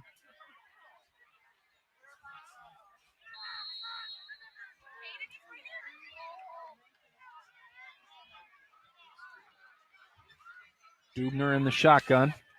He's going to hand it off to Overly, who gets out to about the 6. So some breathing room there. And it's going to bring up 2nd down and 5 from the 6-yard line, right back to the line of scrimmage for Dubner. Fires it off to the left side, complete to his man out to the 10. And he's going to be buried at the 11-yard line. It's going to bring up, they're actually going to give him the first down. And Sandy Valley will take a timeout. This timeout is brought to you by Friends and Family Credit Union. It's time to bring a friend into the family. We'll keep it here with 1:13 left until halftime. East Canton leads 21-14. Sandy Valley with the football.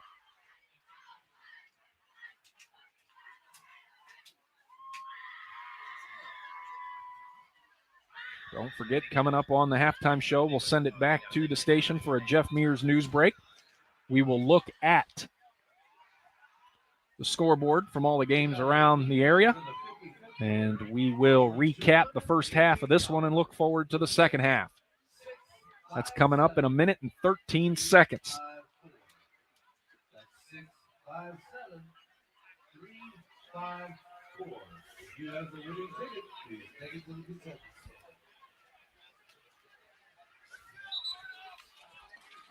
Both teams coming out of the timeout. Shotgun for Dubner. He's got 2 receivers to each side.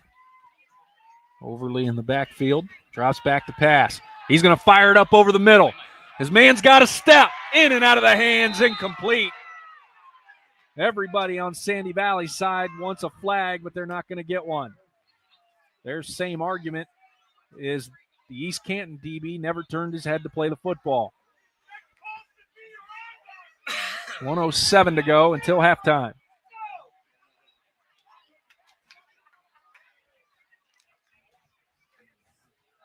So 2nd and 10 from the 11.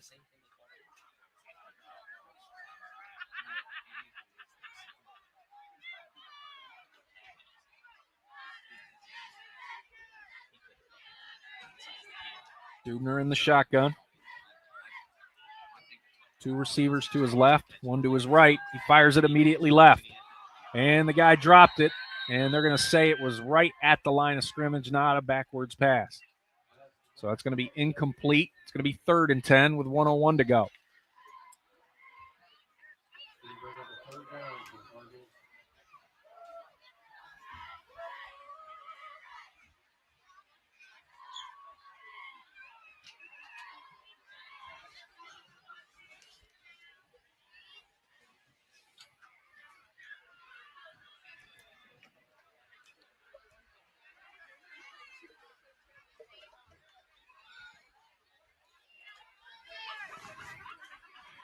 Dubner back out in the shotgun.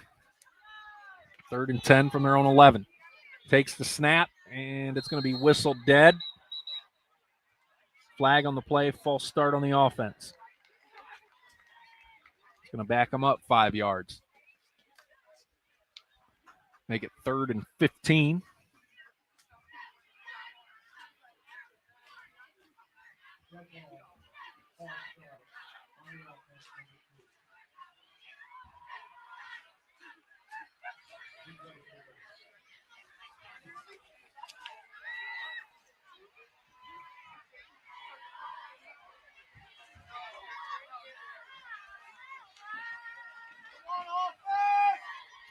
So 3rd and 15 from their own 6.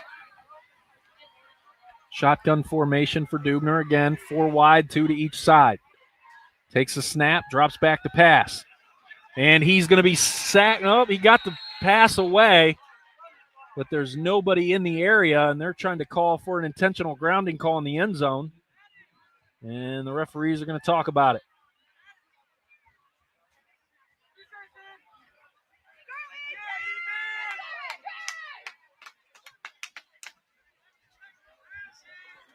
And they're still meeting down there at about the goal line. I don't know if he was out of the pocket, and they are going to throw the flag for intentional grounding.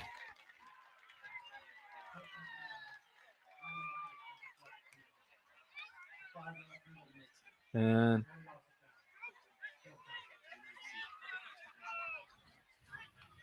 so it's not going to matter. It's a 5-yard penalty, but there's not 5 yards to give. I always thought that was a safety. That is going to be a safety.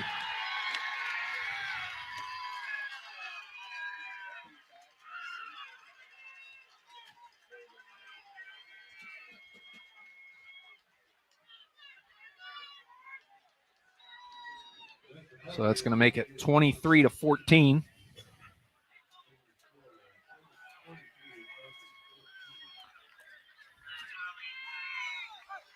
And now it's going to be a free kick back to the Hornets with 52 seconds to go.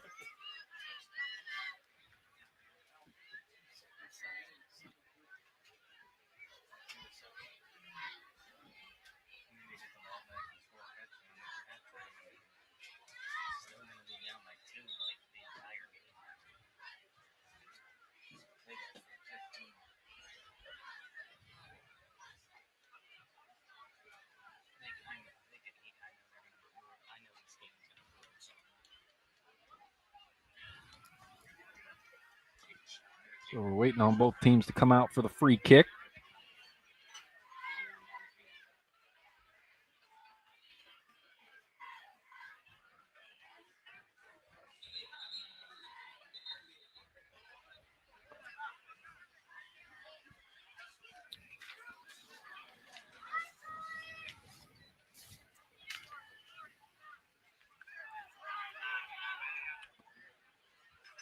Ooh. They're both back out there now. 52 seconds to go until halftime. East Canton leads Sandy Valley 23-14 here at Sandy Valley. East Canton looking to move to 3-0. Sandy Valley looking for their first win of the season.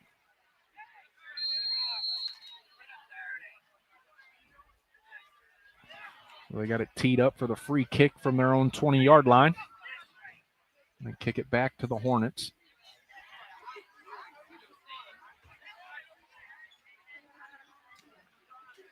And nice long kick. It's going to go out of bounds at about the 35-yard line of East Canton, and that's going to be a procedural penalty.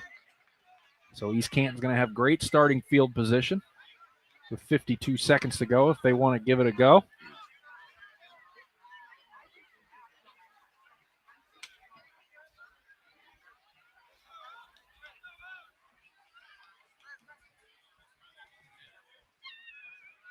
Been a lot of running and not a whole lot of incompletions, but this game's not moving too smooth, too quick.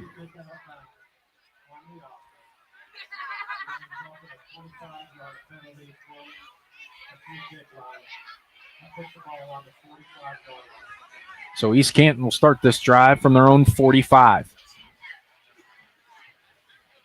I think they have 2 timeouts left if they so choose to go at it.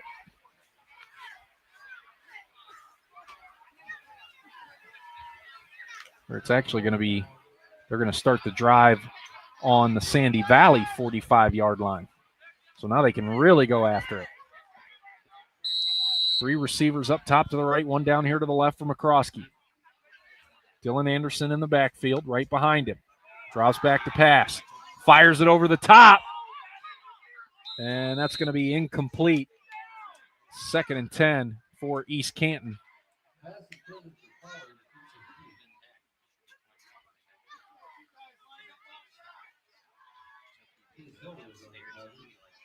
And that pass was intended for Kanan Pollard. 46 seconds to go until halftime.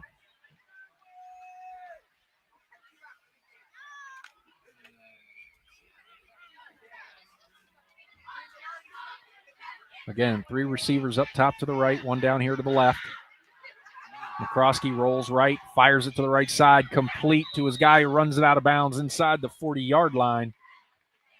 And that was Aiden Stevens on the reception again for the Hornets. And that's going to bring up 3rd down and about 4. As they are inside the Sandy Valley 40-yard line down to the 39.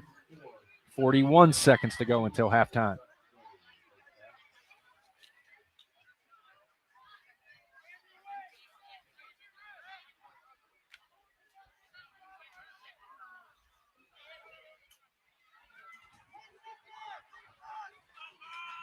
Same formation. This time they throw it to him again. Up the right side, breaks free down to the 30. Knocked out of bounds at the 22-yard line, a 1st down for East Canton with 34 seconds to go. And that was Aiden Stevens on the reception again. Did a great move at the line of scrimmage to break free for a 1st down. So 1st and 10, East Canton from the Sandy Valley 22. 34 seconds to go until half.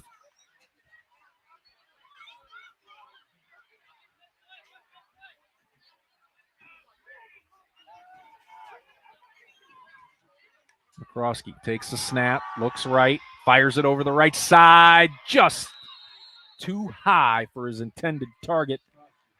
Mason Reinhardt, 6'2", 185-pound junior wideout, was the target there.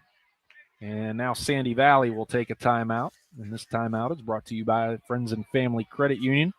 It's time to bring a friend into the family. And again,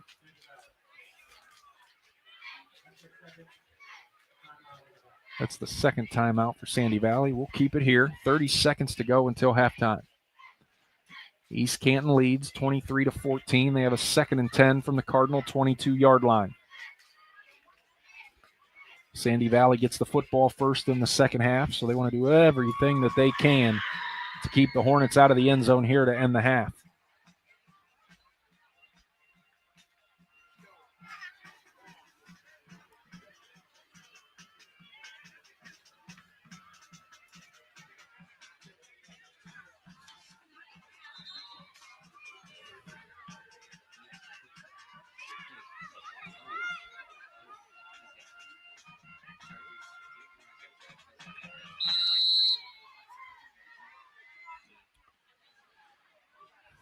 Coming out of the timeout, East Canton breaks the huddle. They're going to have two receivers up top to the right, one down here to the left.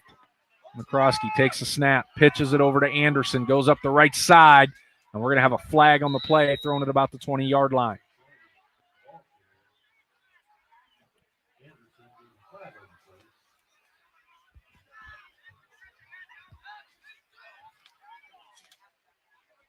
Looks like it's going to be a holding call on East Canton and knock them back 10 yards. It was an odd play call for just 30 seconds left in the half.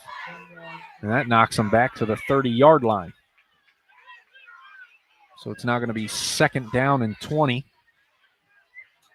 from the 30.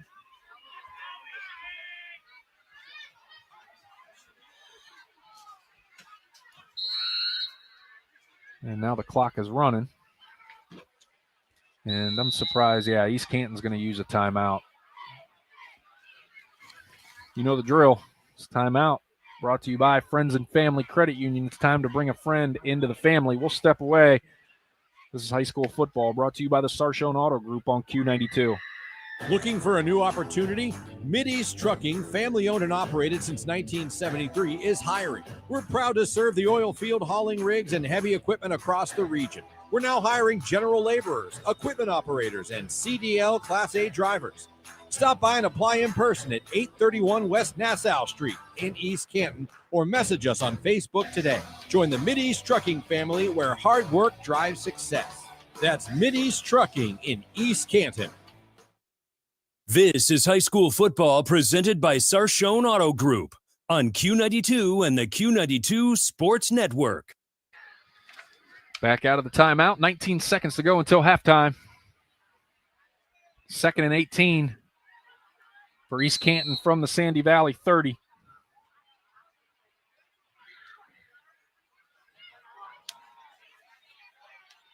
Shotgun formation, two receivers down here to the left. McCroskey takes the snap, fakes the pitch to Anderson, and rolls left. Fires it in and out of the hands of his intended target, incomplete. Aiden Candle was the intended target for East Canton. And he's a little banged up. After that, gets up under his own power.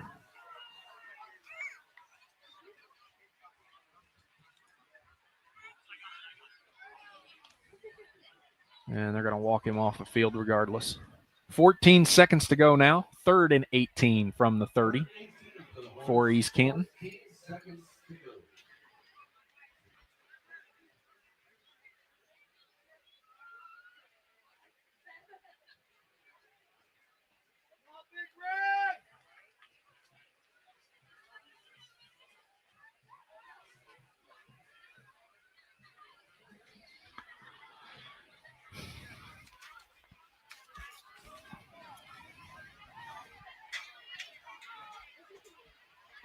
Sandy Valley's defense is out there ready to roll. They're waiting for East Canton.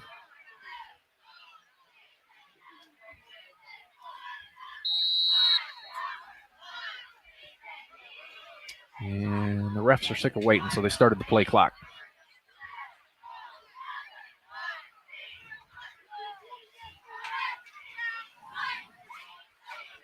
They finally break the huddle. 4 wide, 2 to each side. McCroskey in the shotgun. Takes the snap, drops back to pass. Gets it again to Aiden Stevens. He gets down to about the 16-yard line, and he's going to be buried under. And that right there, let's see what they do. East Canton's going to use their final timeout. This timeout is brought to you by the Friends and Family Credit Union. It's time to bring a friend into the family. 2 seconds to go until halftime. East Canton leads Sandy Valley 23-14. They have a 4th and 13 from their own 25, so you know they're going to try to heave it into the end zone.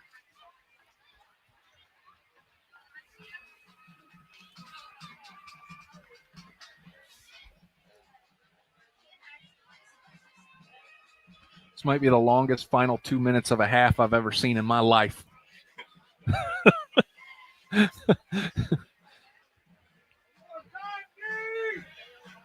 We've had a cramp, another injury, about 3 or 4 timeouts used, a couple of incompletions.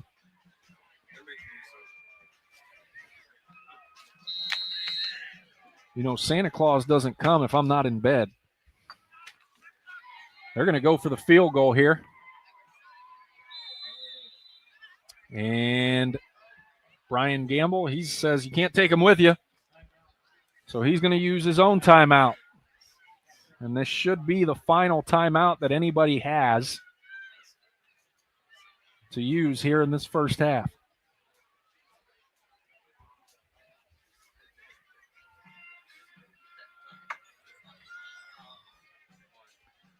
(23-14). The East Canton Hornets sitting at 2-0 lead the Sandy Valley Cardinals sitting at 0-2. 2 seconds to go until halftime. It's 4th and 13. East Canton's going to go for the field goal.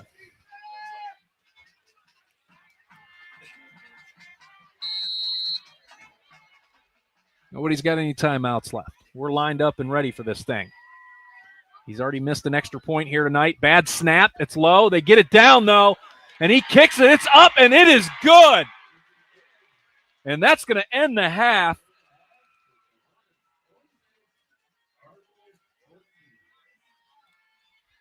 (26-14) is the score at halftime. As East Canton leads Sandy Valley, we're going to step away for a commercial break. You're listening to High School Football. Brought to you by the Sarshone Auto Group on the Q92 Sports Network.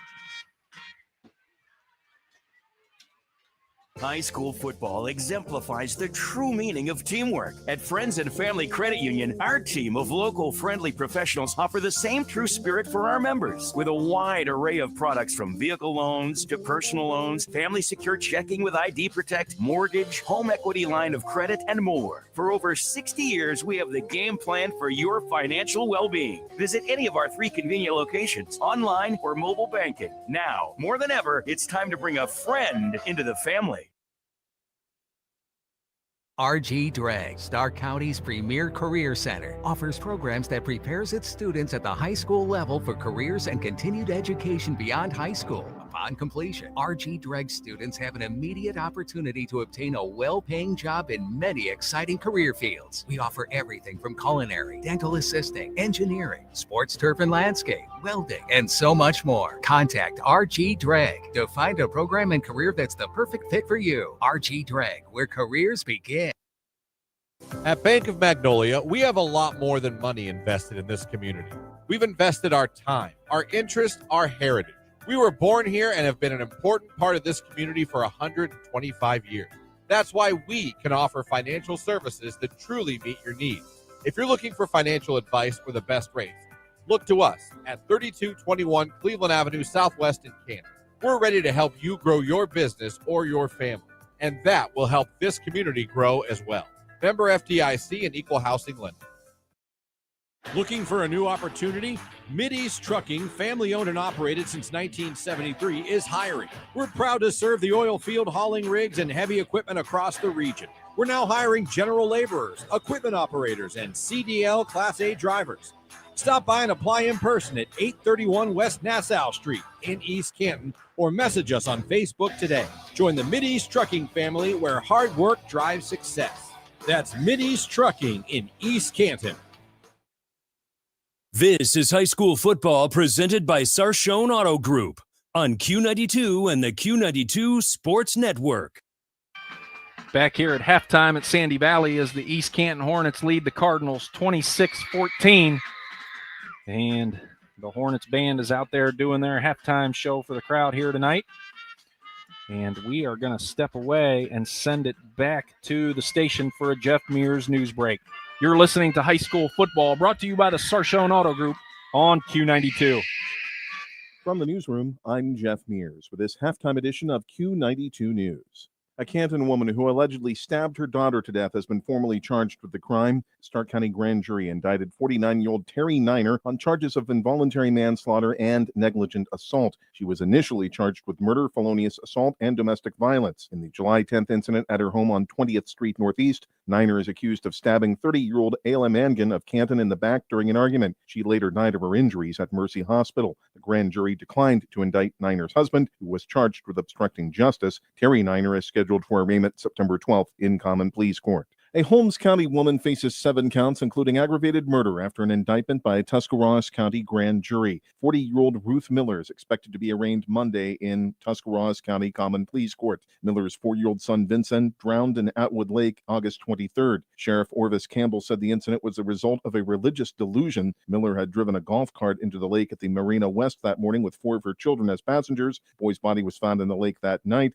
15-year-old daughter and twin 18-year-old sons got out of the water on their own. $3.7 million has been awarded in emergency shelter and support service grants for domestic violence victims and their dependents in Ohio. The State Office of Criminal Justice Service awarded the grants Wednesday. Alliance Area Domestic Violence Shelter will receive more than $39,000, while the Domestic Violence Project of Stark County will get $95,000. $40,000 will go to Catholic Charities Regional Agency of Columbiana County and $76,600 to Compass Family and Community Services of Mahoning County. The money covers the year ending June 30th, 2026. 2 lawsuits stemming from the 2023 train derailment in East Palestine have been transferred to Columbiana County Common Pleas Court. The cases were filed in Franklin County, but a change of venue was granted after a defendant argued the incident occurred in Columbiana County. Plaintiffs include area residents who opted out of a class action lawsuit settled in federal court, as well as some who opted in. The 52 defendants include Norfolk Southern, environmental cleanup companies, healthcare providers, and local governments, police and fire departments, and schools. They're accused of failing to protect the public or warn of the dangers presented by chemicals released after the accident. The suits also allege the wrongful deaths of 7 people after the derailment. A Massillon man arrested after a police chase across state lines Sunday night is set to appear in court on charges in West Virginia. A hearing for 41-year-old Van Jones is scheduled Thursday in Hancock County Magistrate Court. He's charged with fleeing, receiving stolen property, and driving with a suspended license. Jones is accused of leading a Columbiana County Sheriff's deputy and East Liverpool police officer on a pursuit in a stolen vehicle from Route 39 to the Chester exit across the state line on Route 30. After his extradition, he faces charges including robbery, strangulation, and intimidation. Jones also is charged with violating a protection order. More news after this. The Q92 Sports Network brings you more high school football and basketball games than anyone else, by far. But did you know that you can go back and listen to our broadcast again? Simply go to the Q92 radio page on SoundCloud. We posted the games we broadcast for everyone to go back and relive. We have playlists filled with our high school football broadcasts from 2016 to this season. So go to SoundCloud now, follow Q92 Radio, and listen. And thank you for listening to all of our sports broadcasts of high school football and basketball on the Q92 Sports Network.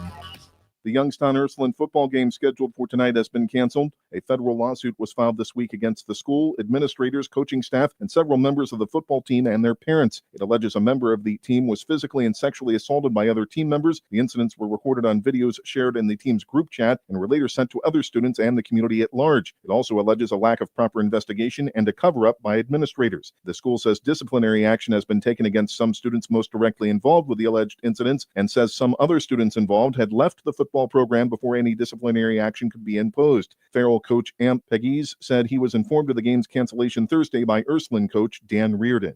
The city of Warren, a police officer, and a hospital are denying claims made in a federal lawsuit filed by a woman arrested after a miscarriage. Brittany Watts was charged with abuse of a corpse following a September 2023 incident. A grand jury later declined to indict her. The suit claims Watts went to St. Joseph Hospital after experiencing pain and bleeding at roughly 21 weeks of pregnancy. She alleges she was denied timely and appropriate medical care after being diagnosed with a condition known as placental abruption. Watts says she went home untreated and miscarried. She visited the hospital a third time and accuses hospital staff and police of fabricating evidence against her, conspiring with a police detective to report her, and being interrogated. The city says the interrogation was consensual, and the hospital says Watts left the hospital twice against their advice. A Warren man is guilty of kidnapping and felonious assault. A jury in Trumbull County Common Pleas Court returned the verdict Thursday in the case of 64-year-old John Baker. He was acquitted of rape. On February 20th, Baker was accused of sexually assaulting a 70-year-old woman in Champion Township. The victim then locked herself in a bathroom. Baker was arrested after he was found in the woman's home. Police found a knife in the bedroom and noted stab marks on the bathroom door. A pre-sentence investigation will be conducted before he receives his sentence. A Detroit man was arrested after being stopped on I-80 in Portage County this week. 26-year-old Jalen Davis was charged with trafficking in meth and possession of a controlled substance. The sheriff's office says a package containing about 220 grams of methamphetamine was found by a canine officer. The car was stopped by deputies and the Portage Aggressive Crime Enforcement Unit for a minor traffic violation. We'll return you to the stadium for the second half of tonight's game, but first a look at the forecast. For the overnight, increasingly cloudy skies with a low near 54. Tomorrow, a chance of morning showers. Clouds will gradually make way for mostly sunny skies, a high around 70. Saturday night, partly cloudy, cooler, a low of 46. Mostly sunny on Sunday, a high around 68. From the Q92 newsroom, I'm Jeff Mears.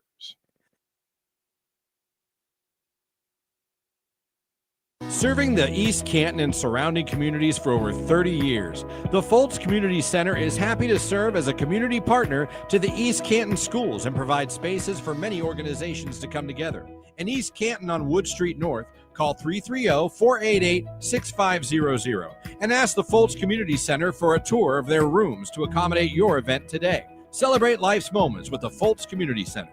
That number again is 330-488-6500.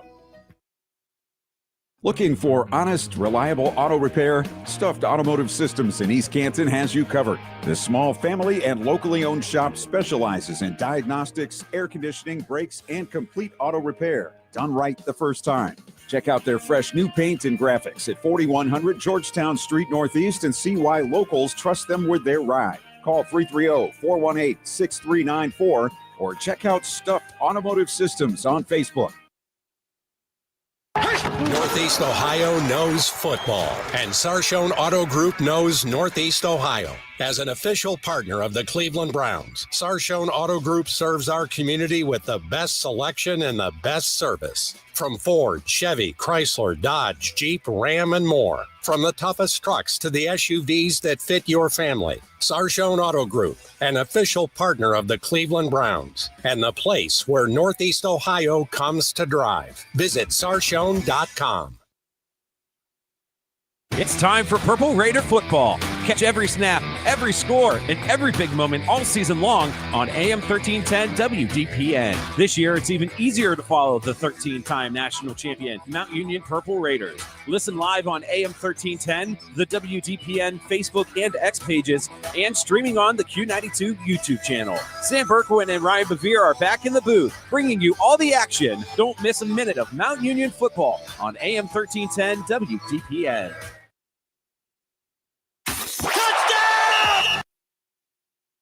This is high school football presented by Sarshone Auto Group on Q92 and the Q92 Sports Network.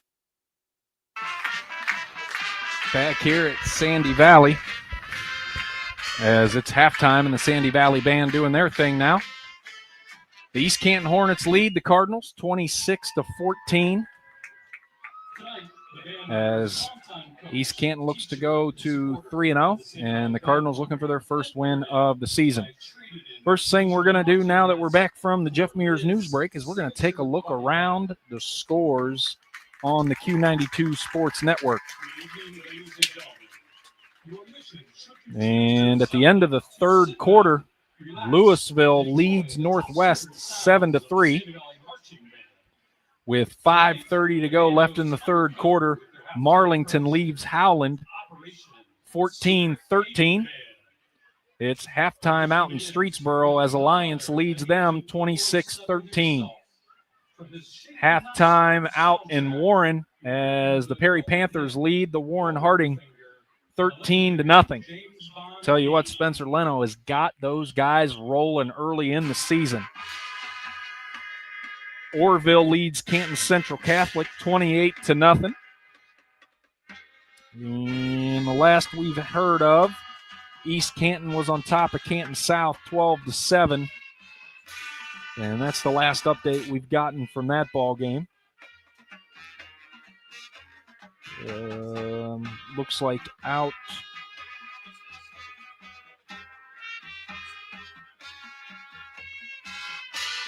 Looks like out in Louisville, they halftime ran a little long because they had somebody to celebrate. The state champion boys basketball team from this past season. Looks like they did a little homage to them during the halftime show out there in Louisville in their ball game against Northwest. That's all I have so far. I'll keep you updated on all the scores around the area as they come in. We're going to step away for another commercial break. You're listening to High School Football, brought to you by the Sarshone Auto Group on Q92.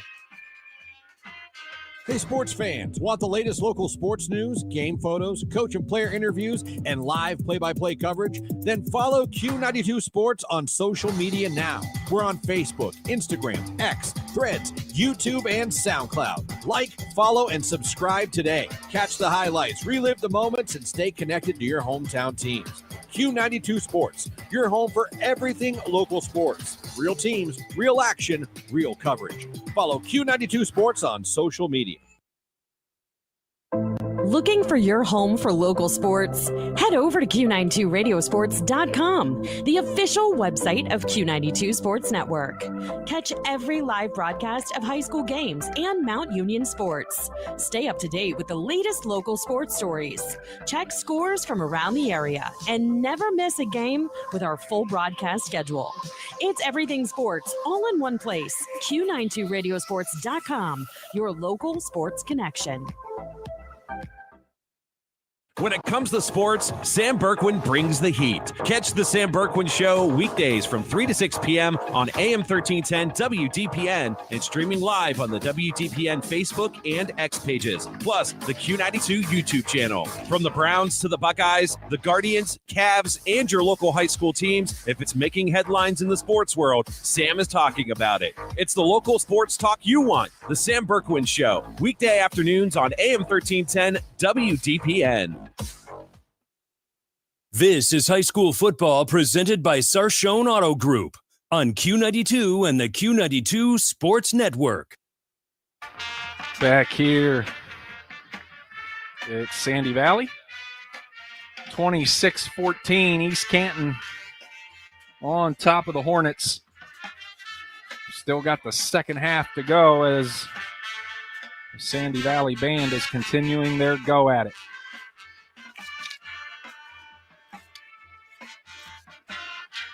And now we are going to cover some of the highlights from the opening half of football.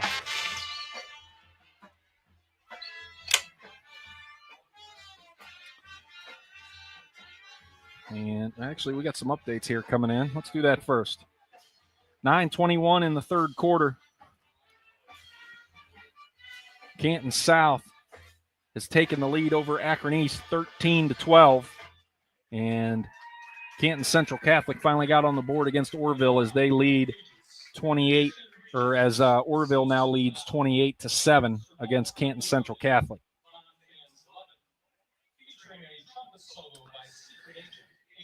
And what happened in the first half of this ball game, you ask? We're going to go through some of the scores and the notes. As East Canton started with the football, and they had a nice, long, methodical drive. And they punched it in with a Dylan Anderson 6-yard touchdown run to make it 7-0. And then Sandy Valley got the football right after that. And they, too, had a long, methodical drive. And Natch Overly punched it in from 13 yards out. The extra point was good, and that tied it up 7-7. And then we moved on to the second quarter, and it was a lot of East Canton. Stubblefield caught a 9-yard pass for a touchdown.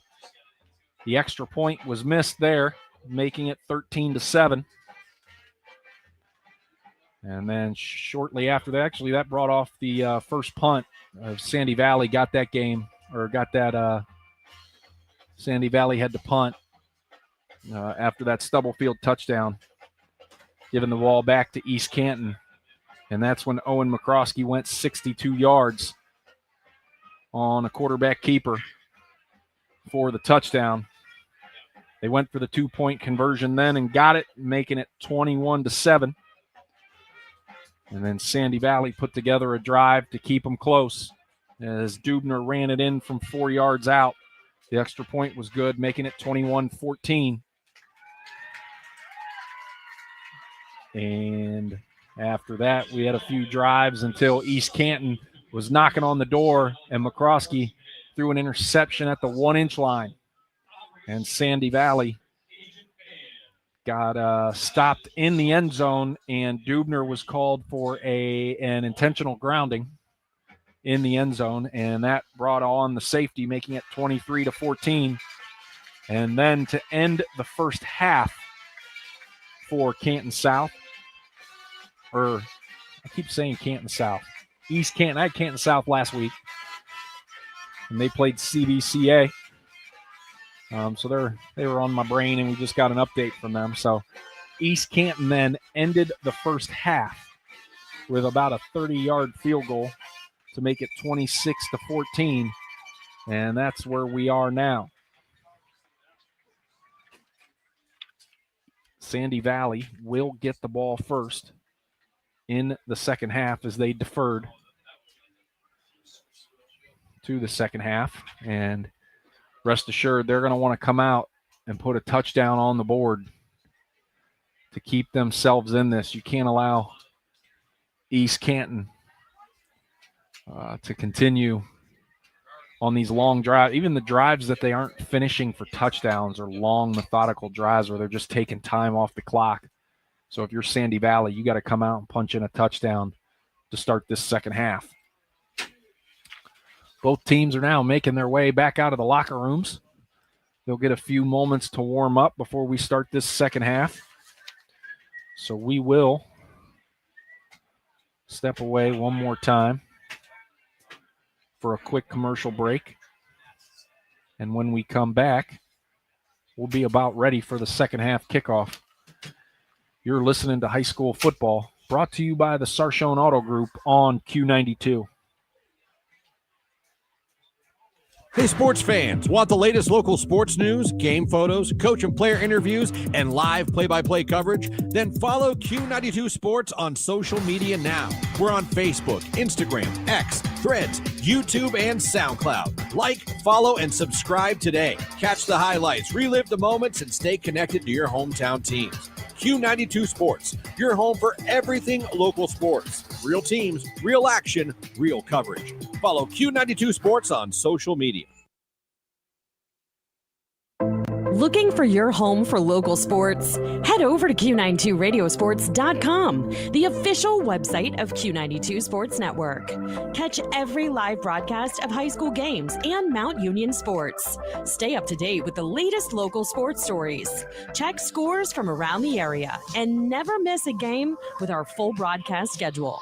It's everything sports all in one place. Q92radiosports.com, your local sports connection. It's time for Purple Raider football. Catch every snap, every score, and every big moment all season long on AM 1310 WDPN. This year, it's even easier to follow the 13-time national champion, Mount Union Purple Raiders. Listen live on AM 1310, the WDPN Facebook and X pages, and streaming on the Q92 YouTube channel. Sam Berkwin and Ryan Bevere are back in the booth, bringing you all the action. Don't miss a minute of Mount Union football on AM 1310 WDPN. This is high school football presented by Sarshone Auto Group on Q92 and the Q92 Sports Network.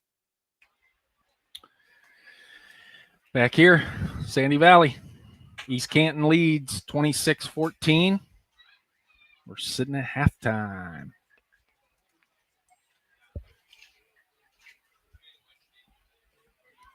Just a few minutes until they kick off this second half.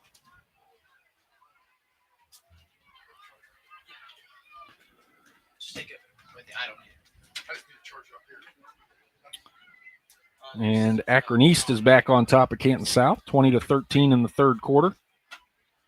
And Louisville stretches their lead against Northwest with a field goal. They are now up 10-3 with 5:50 to go in that ball game.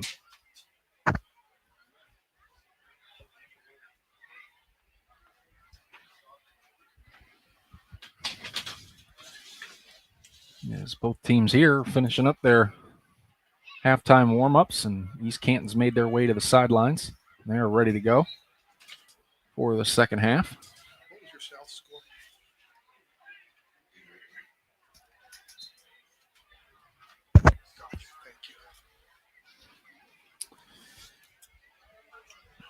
We'll keep you updated on all the scores around the area as they come in. I believe we're the late game here tonight, as I believe everybody else is kind of into the third quarter or moving on to the fourth. Because that last 2 minutes of the first half lasted 17 years.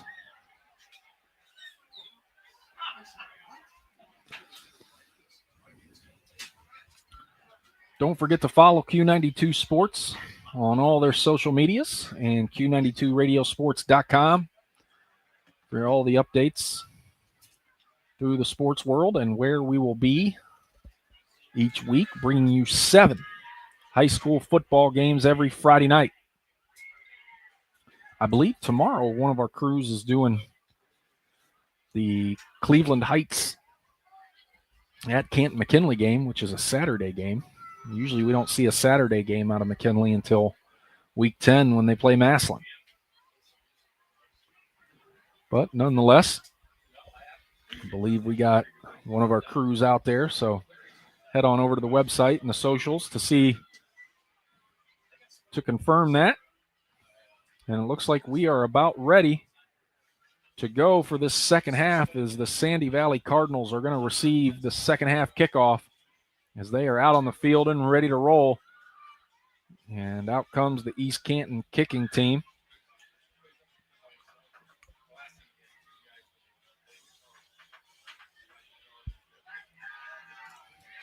And ready to go. Marlington now up on Howland, 20-13 with 2:20 left in the third quarter out there.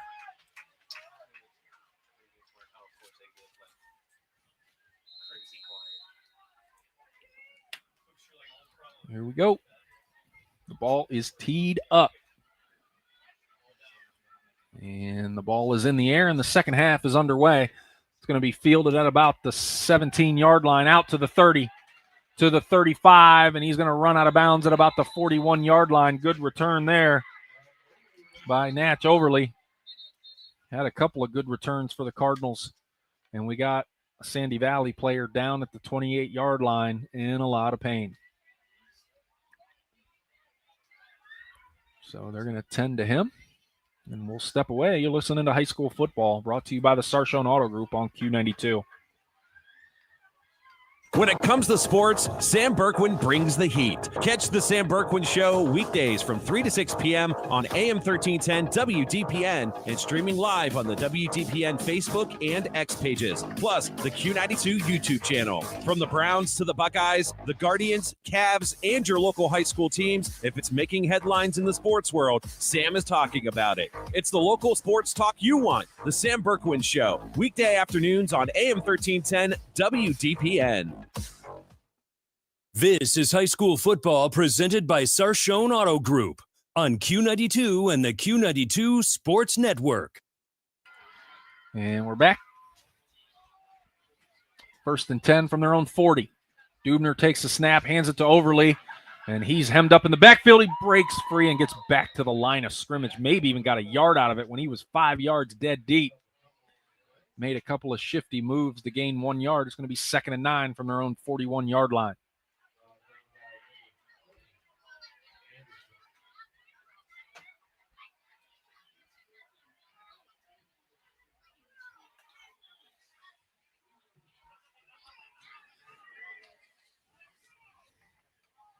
So Caleb Dubner back in the shotgun. Drops back to pass. Fires it to Overly in the backfield. And he's going to gain another yard out to the 42. It's going to bring up 3rd and 8.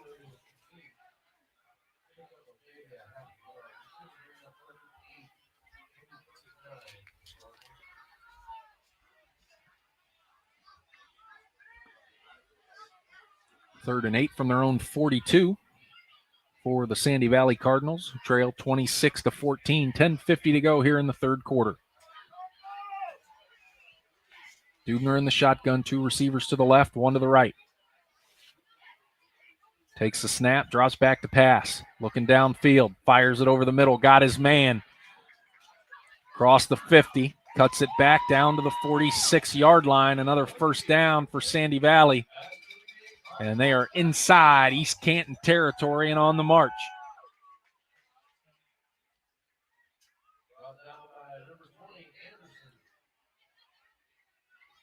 Anderson on the tackle there for East Canton. Another 4-wide set for Sandy Valley. Dubner takes the snap, fires it immediately to the right side, complete to his man. Gets down to the 40-yard line. That was Chase Helwig on the reception. It'll be a nice 6-yard gain there for the Cardinals. Going to bring up 2nd and 4. Down to the East Canton 39-yard line.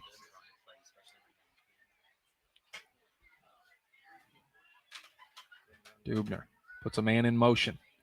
Hands it off to Overly. Straight up the middle, down inside the 35 to the 32-yard line. And Overly's going to limp off quickly to the sideline. It's going to bring up that's going to be a first down. Yeah, that is enough for a first down. So that'll move the chains down to the East Canton 32-yard line.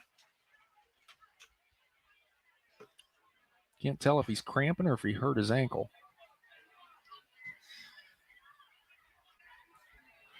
Dubner in the shotgun, takes a snap, fires it to the right side, complete to his intended target, runs into his own man, and he's going to be tackled at the 25-yard line.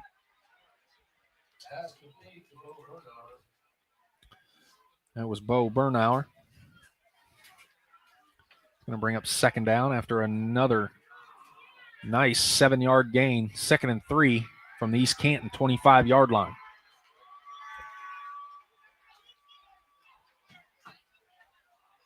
Under 9 minutes to play here in the third quarter. And they're actually going to carry Natch Overly off to the bench. Flag on the play is the reception. 2 flags on the play now. As Dubner threw it complete inside the 15-yard line, but that looks like it's probably coming back. Going to be holding on Sandy Valley. So that first down is going to be negated by the penalty. But yeah, they had to pick up Overly and carry him from the ground on the sidelines over to the bench. And he looks like he's in a lot of pain over there. It's going to bring up 2nd and 13 for the Cardinals from the East Canton 35-yard line. 8:45 to go here in the third quarter. Dubner in the shotgun, 4 receivers, 2 to each side.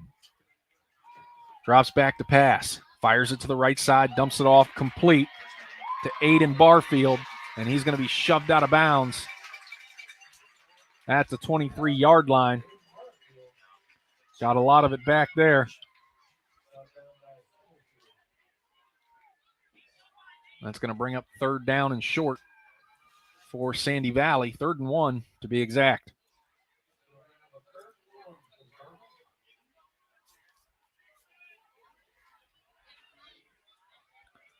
$8:38 to go.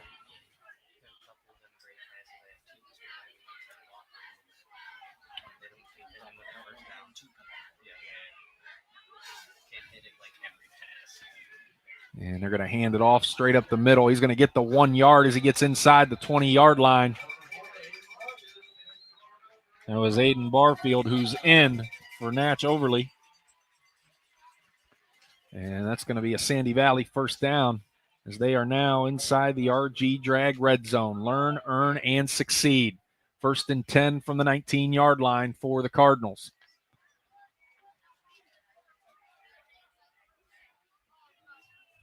Shotgun for Dubner. Fires it to the right side, complete. He's going to take what East Canton gives him as the DBs are playing off. Far off the ball. It's going to be another 7-8 yard gain for the Cardinals. Bring up 2nd and 3 from the 12.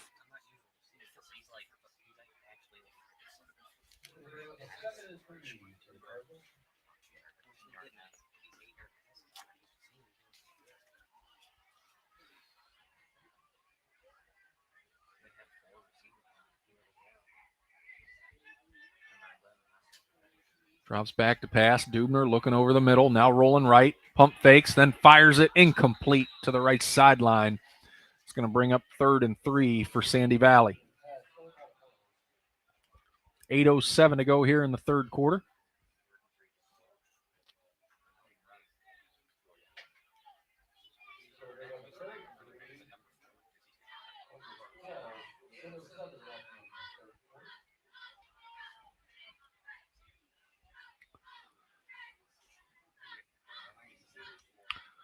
Going to have 4 wide for Dubner, 2 to each side. He's also going to have Aiden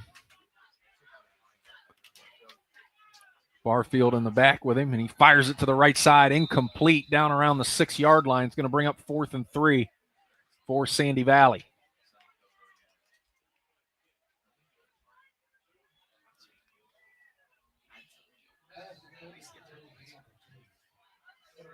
$8:05 to go here in the third quarter.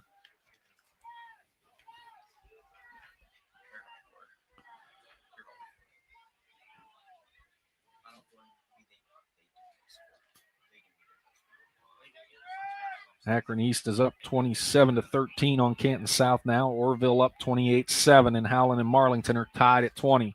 Dubner in the shotgun for Sandy Valley. He's going to drop back to pass on 4th and 3. Fires it over the middle. It's complete, but did he get there? He did not make the first down marker, and that's going to be a turnover on downs as the Hornets are going to take over. And now I believe we got an East Canton player down. And he might even have a cramp. So the training staff's going to work on him. 7:59 to go here in the third quarter. The Hornets defense bends but doesn't break as they still lead 26-14. We'll keep it here while they tend to the Hornets player down on the field.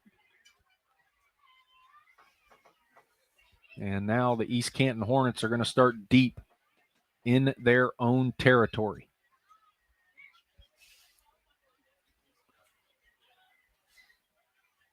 And it looks like Natch Overly's trying to walk off whatever hurts on the sidelines. He's got his cleats off, and he's got them back. I can't tell if he's got them on or off now. I think he's got them on.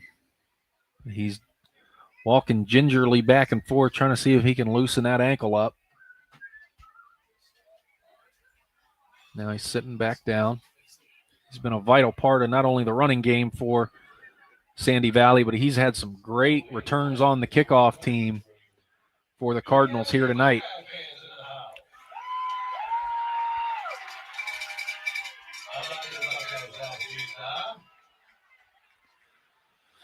Still working on the East Canton kid. He's down. They're trying to stretch him out. Even Spider Miller's out there trying to help. We'll step away real quick. You're listening to High School Football, brought to you by the Sarshone Auto Group on Q92. Missed the big game? Don't worry, Q92 has you covered. Check out our SoundCloud page where you can relive every exciting moment. From high school football, basketball, baseball, and softball to Mount Union football and basketball, we've got it all. That's every broadcast from this season, and even classics going all the way back to 2016. Follow Q92 Radio on SoundCloud and never miss a play, a call, or the thrill of the game. Q92 Radio on SoundCloud, your home for every game, every season.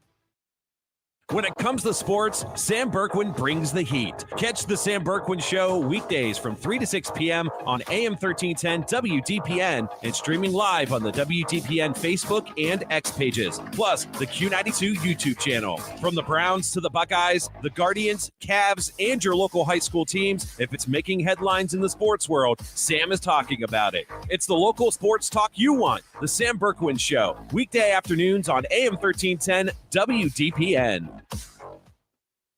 This is high school football presented by Sarshone Auto Group on Q92 and the Q92 Sports Network. And we got the gentleman up. Looks like it's Aiden Stevens. He's walking off just fine, a little crampage. And now East Canton will take over 1st and 10 from their own 11-yard line after the 4th down stop against Sandy Valley. 7:59 to go here in the third quarter. 2 receivers down to the left, 1 up top to the right. East Canton's going right to left. McCroskey takes the snap, hands it off to Anderson, goes straight up the middle, busts through to the second line, out to the 20-yard line. And that's going to be a first down for East Canton as they'll move the chains on 1 carry out to the 21.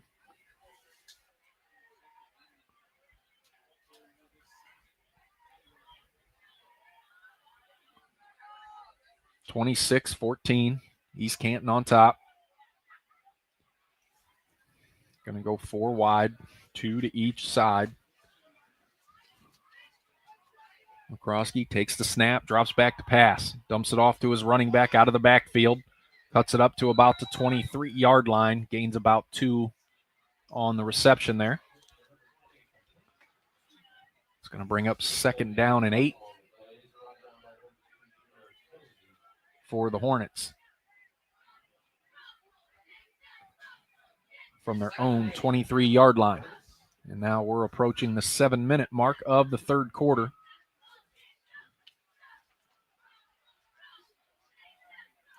Back in the shotgun, 2 receivers to the right, 1 down here to the left out wide. McCroskey takes the snap, hands it off to Anderson, who goes up the right side, out across the 25 to the 26-yard line. It's going to bring up 3rd and about 4. 3rd and 5 from their own 26 for East Canton.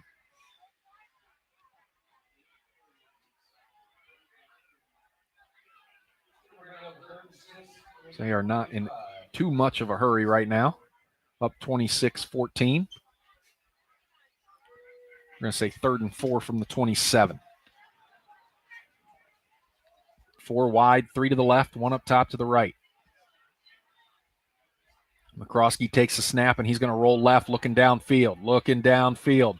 And he's going to tuck it and breaks 1 tackle, dives forward, and they are going to get enough for another Hornets first down.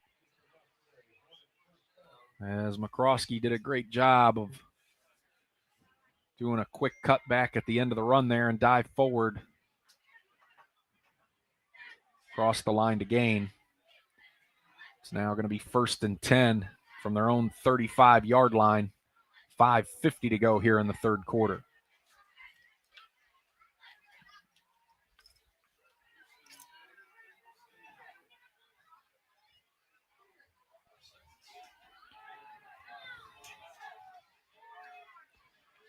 And East Canton's going to have to burn a timeout as personnel was in the wrong place too deep into the play clock. We're going to step away. You're listening to High School Football, brought to you by the Sarshone Auto Group on Q92.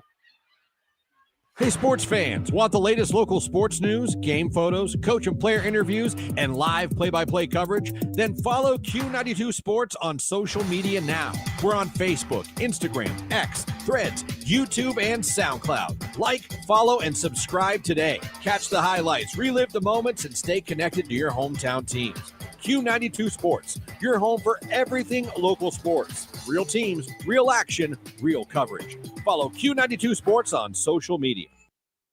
This is high school football presented by Sarshone Auto Group on Q92 and the Q92 Sports Network.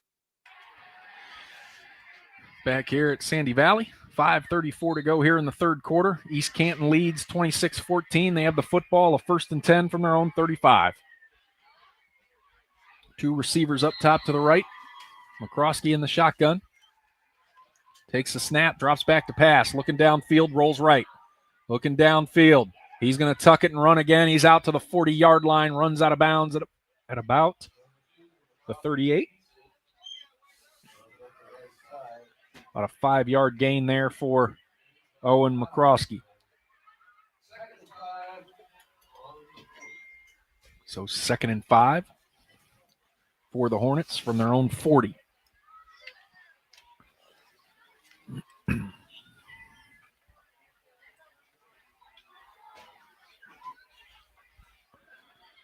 Two receivers to the left, one up top to the right.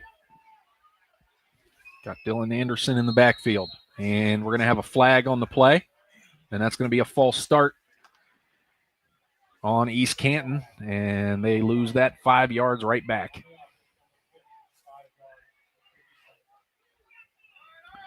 Marlington leads Howland 26-20. Those two teams are going back and forth now. It's like Evanich had a 69-yard touchdown reception, but there was a bad snap on the extra point. 9:30 left in the fourth over there. So 2nd and 10 for East Canton from their own 35. McCroskey puts a man in motion, and we have another false start on East Canton.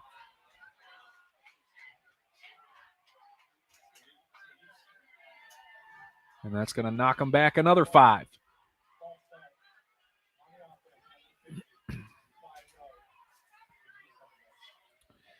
And Louisville Northwest is at a final, and the Leopards defeat the Indians 10-3.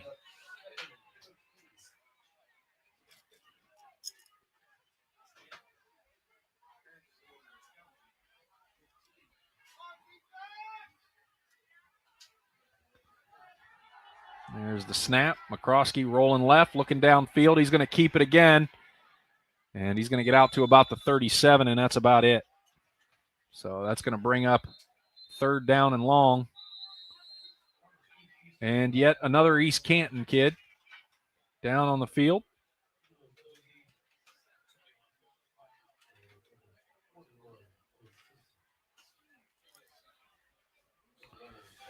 We'll step away again. Looks like another cramp. You're listening to High School Football, brought to you by the Sarshone Auto Group on Q92. It's time for Purple Raider football. Catch every snap, every score, and every big moment all season long on AM 1310 WDPN. This year, it's even easier to follow the 13-time national champion Mount Union Purple Raiders. Listen live on AM 1310, the WDPN Facebook and X pages, and streaming on the Q92 YouTube channel. Sam Berkwin and Ryan Bevere are back in the booth, bringing you all the action. Don't miss a minute of Mount Union football on AM 1310 WDPN.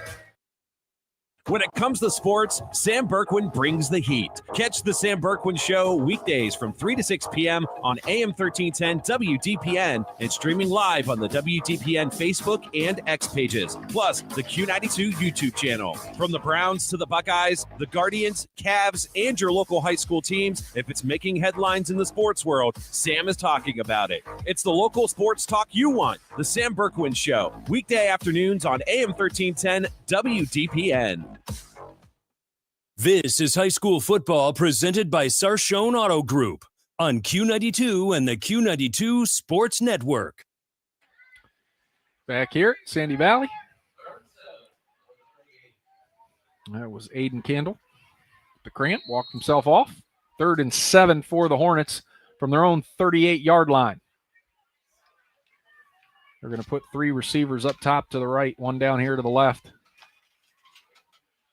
McCroskey takes a snap, rolls right, looking downfield, rolls right, fires it over the middle, and complete to Aiden Stevens on the right sidelines, and that's going to be another East Canton first down as they move into Sandy Valley territory, down to the Sandy Valley 47-yard line.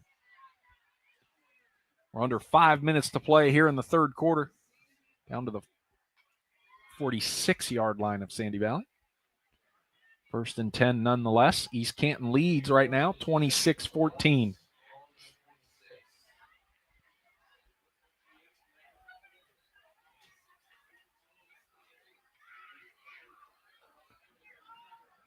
Four receivers, 2 to each side for McCroskey.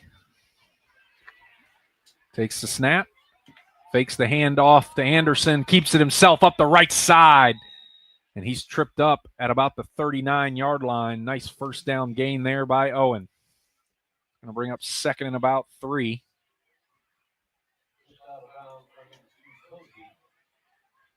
for East Canton on the Sandy Valley 39-yard line.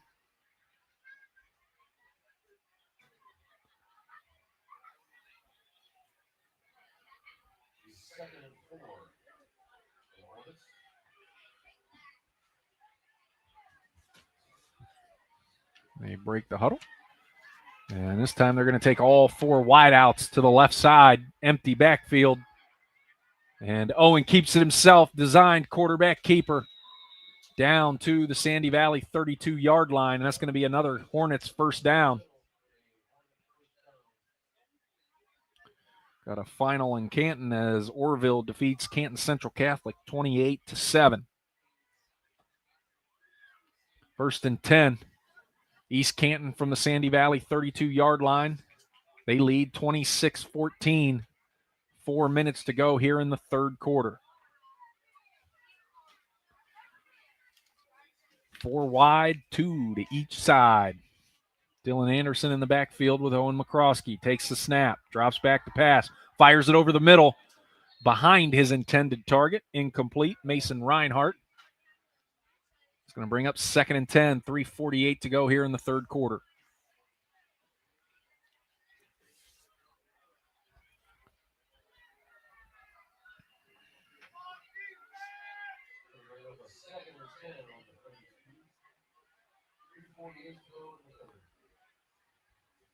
Got to remember, spoken to Gamble on the sidelines. 1, 2, 3, 4, 5, 6. Pretty much got 6 seniors. Young ball club. McCroskey flips it to Reinhardt this time as he's coming across the front, and he gets it down inside the 30-yard line. That's going to bring up third down, and now Reinhardt's slow to get up as he was drilled right in the hip.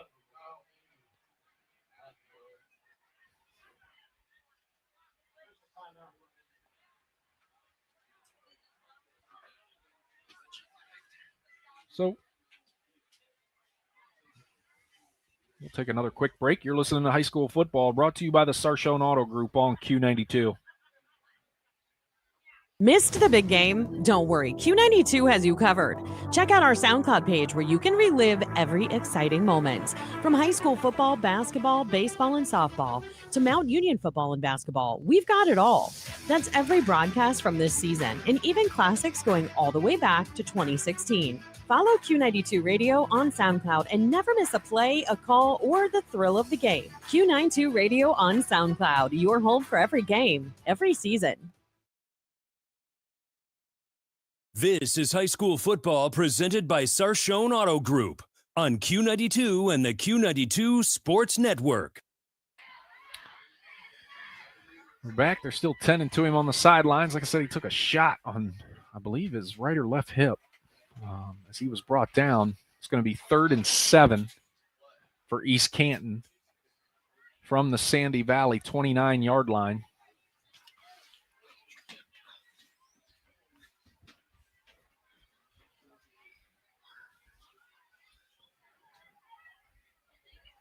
And let's see who else we got here. In the third quarter, Alliance is pulled away from Streetsboro. That score is now 33-13 Aviators. We already mentioned Howland and Marlington. Marlington leads that one 26-20. Last we heard was Akron East on top of Canton South, 27-13. And the last thing we heard from Harding was Warren Harding's leading Perry 15-0. And that was at the end of 3. So they got Reinhardt up. They're helping him off the field. So hopefully he'll be okay. It looks like a left hip. Like I said, he took a shot as he was turning the corner there on the right side. And now they'll should be starting the clock here again.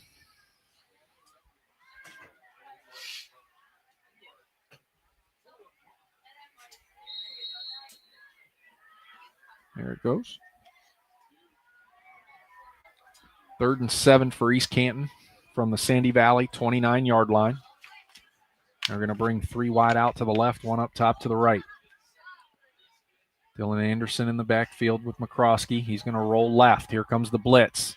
He avoids it. And he's going to keep it himself and dive forward inside the 25, and he's going to be short.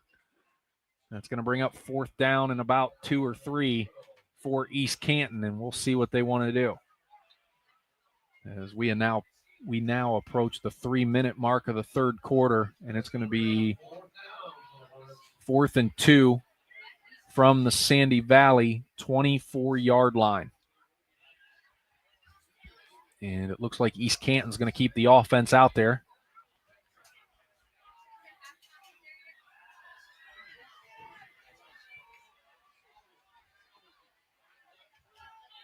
And they're going to hand it off to Anderson, who dives forward and just does pass by the first down marker.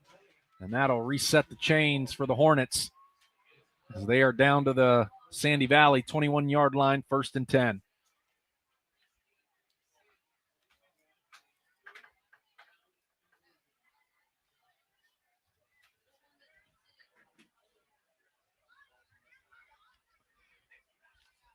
Clock's still running here for East Canton. 1st and 10 from the Sandy Valley 21-yard line. And they're going to go 2 receivers out to the left, 1 up top to the right. McCroskey takes a snap, drops back to pass, fires it to the right side, in and out of the hands of his intended target. Aiden Stevens couldn't come down with that one, bringing up 2nd and 10 from the 21. 2:01 to go here in the third quarter. East Canton leads Sandy Valley 26-14.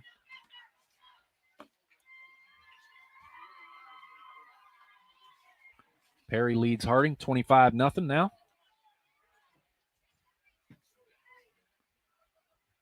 Four wide. Actually 25-7, sorry. And they're going to pitch it. East Canton cuts it inside the 20, inside the 15. We're going to have a flag thrown late on the play. I believe that was Kanan Pollard on the carry. And another flag late.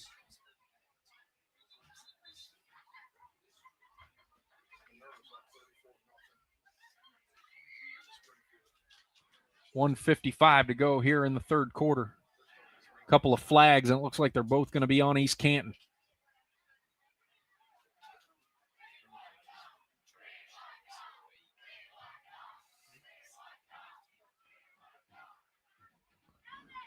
$1:55 to go.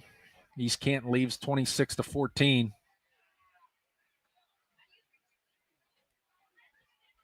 And the referees are having a meeting on the 20-yard line.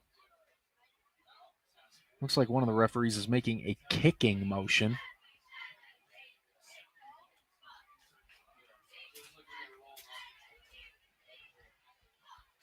I'll tell you what, everything that could stall this game has happened.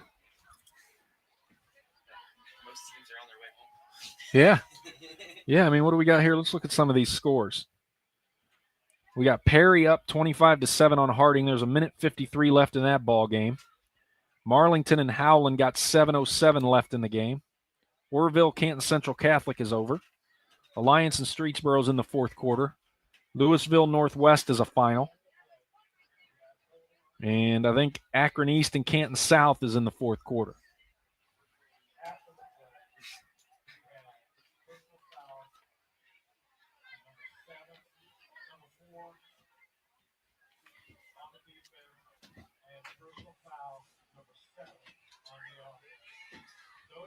So we got 2 personal fouls, 1 by each team. That was offsetting.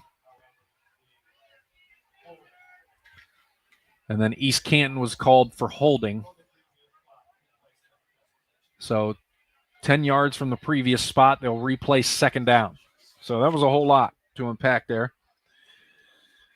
Got personal foul on a Sandy Valley player, a personal foul on the East Canton player, and those were offset. But then there was a flag thrown early in the play for holding, which will be accepted by Sandy Valley against East Canton, knocking them all the way back to the 31-yard line, making it 2nd and 20. And now Coach Gamble is out on the sidelines trying to get an explanation of the personal foul penalties.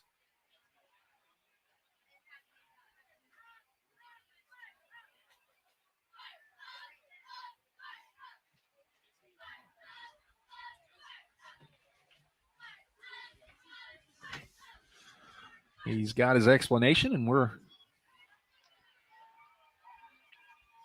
ready to get back to it. 26-14, East Canton on top with 1:50 to go here in the third quarter. And shotgun formation for Owen McCroskey. 2 receivers to the left, 1 to the right. He drops back to pass, fires it over the middle. Got a man wide open, complete, and into the end zone for the Hornets. Touchdown, East Canton, as that was Aiden Stevens.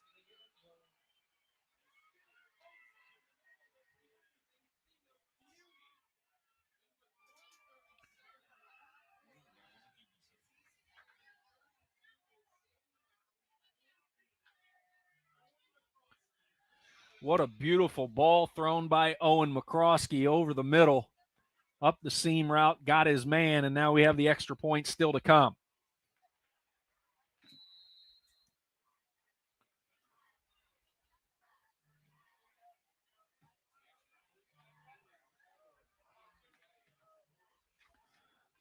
Extra point is up, plenty of leg, and it is good. 33-14, East Canton on top. 1:37 to go here in the third quarter.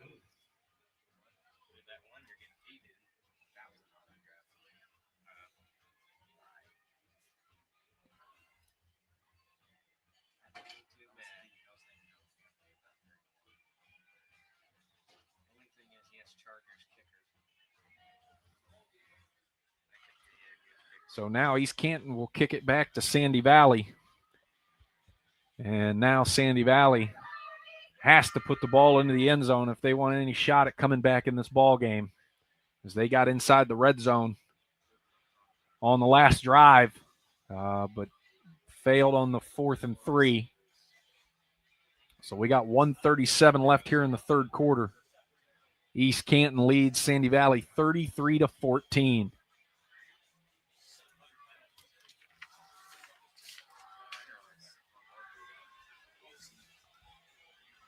And the Hornets have it teed up as they are ready to kick it back to the Cardinals.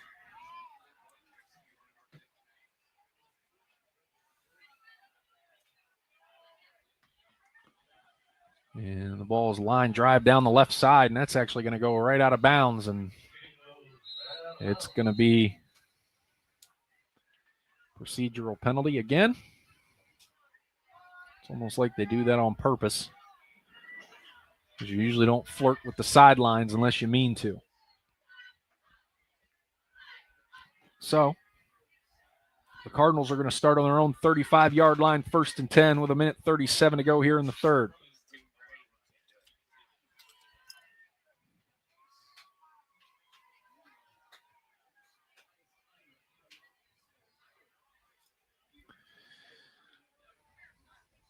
And here comes Caleb Dubner and company.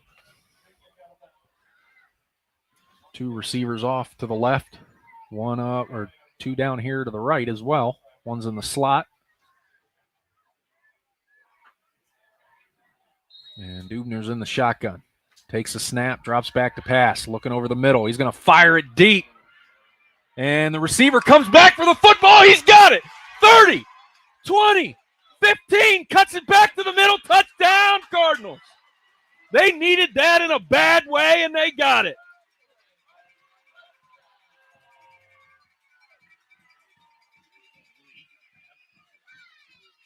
I believe that was Tozy on the reception.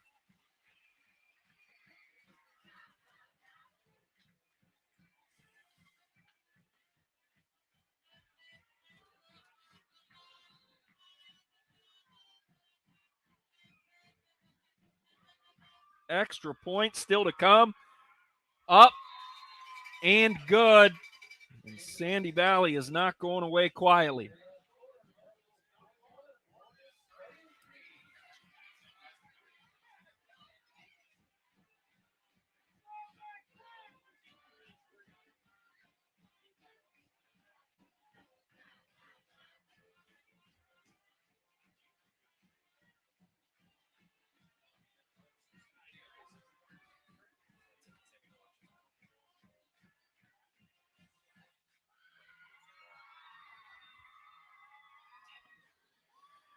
Went this whole third quarter, just kind of lulled its way to sleep, and then the last 35 seconds, had some fireworks. 33-21, East Canton still on top. But Sandy Valley with a little bit of life late in the third quarter.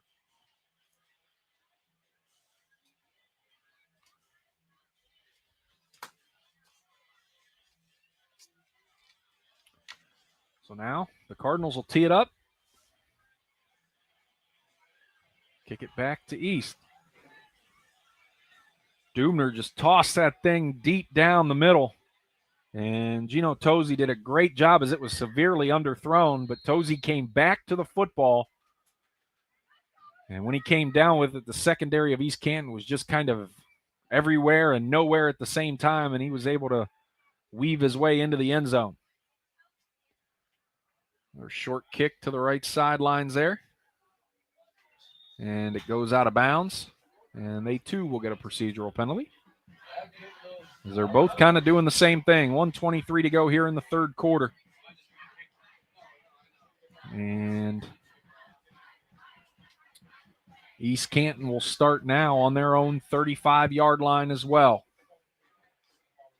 And we'll see if they can answer. Their drives have been longer, other than the McCroskey 65-yard touchdown run.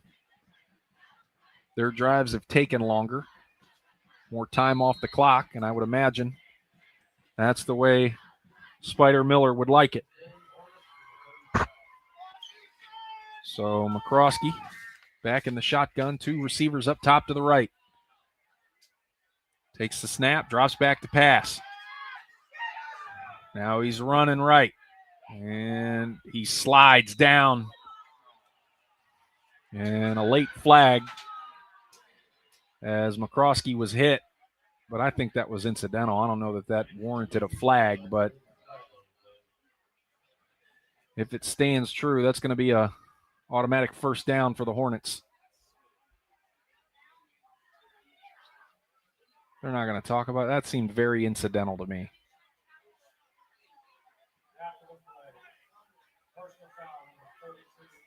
Yep, they're going to call it. That's going to be a 15-yarder automatic first down for East Canton with 1:12 to go here in the third quarter. I thought the guy for Northwest was just trying to jump over the quarterback to not hit him since he was down.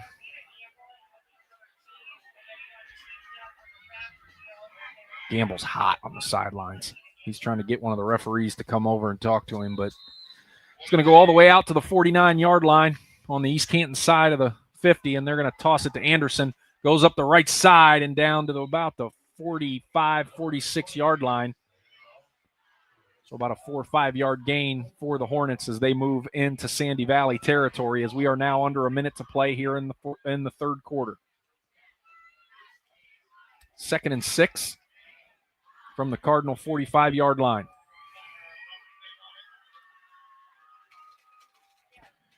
Akron East is up 27-20 after Canton South scored, and then Canton South recovered the onside kick. So that's getting interesting over there at Breck Bueller. Under 30 seconds to play here in the third quarter. McCroskey takes a snap, hands it off to Anderson. Straight up the middle, breaks free, down to the 30, inside of the 28-yard line. And another late flag on the play.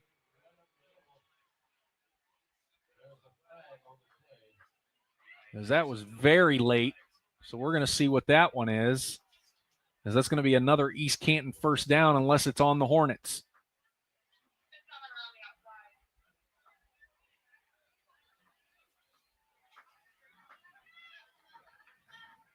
And we get another meeting of the minds.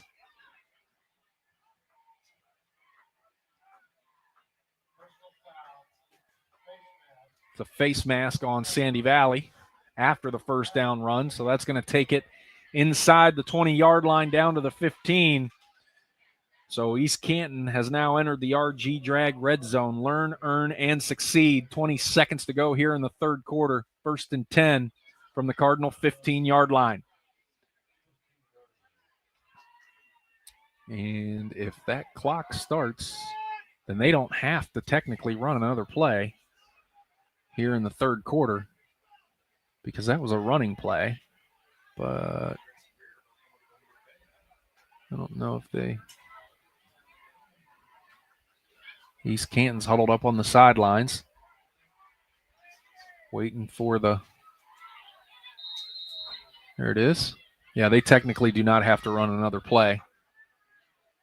And it doesn't look like they're going to, as they're not even going to head out there. So that's going to be the end of the third quarter as East Canton leads Sandy Valley 33-21. We'll step away. You're listening to High School Football, brought to you by the Sarshone Auto Group on Q92. Hey, sports fans, want the latest local sports news, game photos, coach and player interviews, and live play-by-play coverage? Then follow Q92 Sports on social media now. We're on Facebook, Instagram, X, Threads, YouTube, and SoundCloud. Like, follow, and subscribe today. Catch the highlights, relive the moments, and stay connected to your hometown teams. Q92 Sports, your home for everything local sports. Real teams, real action, real coverage. Follow Q92 Sports on social media. This is high school football presented by Sarshone Auto Group on Q92 and the Q92 Sports Network. Back here at Sandy Valley for the start of the fourth quarter. Hornets lead the Cardinals 33-21. They have a 1st and 10 on the Sandy Valley 14-yard line. A couple of personal foul penalties there late in the third quarter against Sandy Valley has set East Canton up nice here to start the fourth.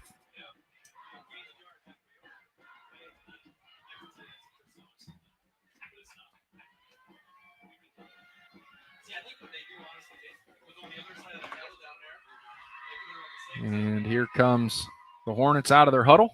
Sandy Valley's ready to go. And they're going to start the play clock.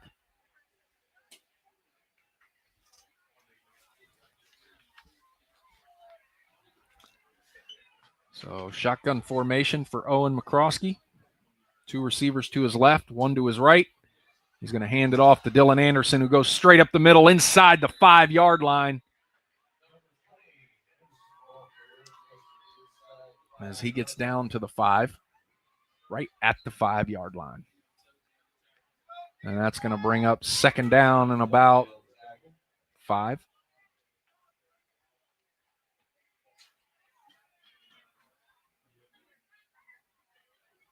Second down and 1, sorry. 2nd down and 1 from the 5 for East Canton.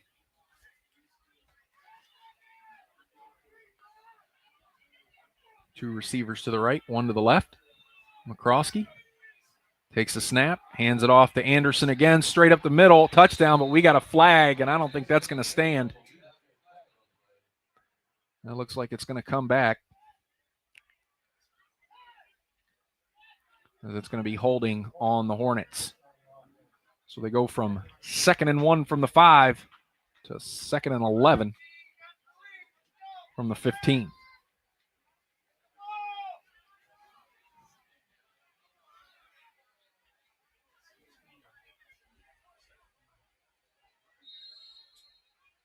So they can technically still get a 1st down if they get down to about the 3-yard line, which is where I believe the marker sits. 2nd and 12, 11-12 to go in the ball game. McCroskey takes the snap, fakes the pitch. He's looking downfield. He's going to tuck it and run as he's going to get inside the 5 and dive into the end zone for a touchdown.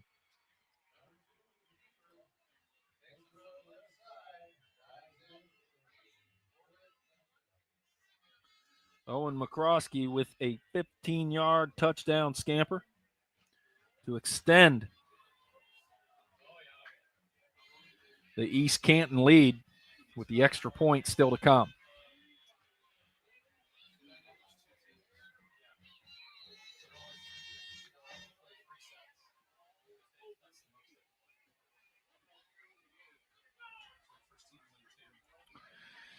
And the extra point is up. Plenty of leg. And it is good. It is now 40-21. East Canton over Sandy Valley.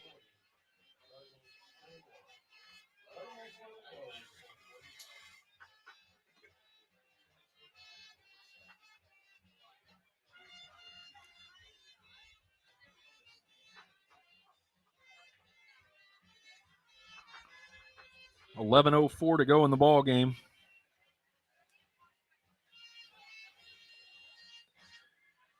And now it will be Sandy Valley's turn again.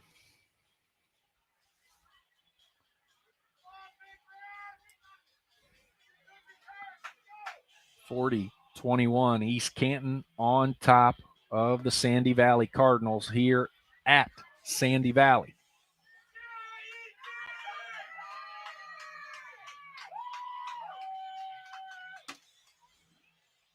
And both kickoff teams are lined up and ready. Oh, they're going to switch them. I think they forgot to switch them at the start of the fourth quarter. They're going to switch the sides of the field. I don't think I've ever seen that before. They let them get away with it for a good minute.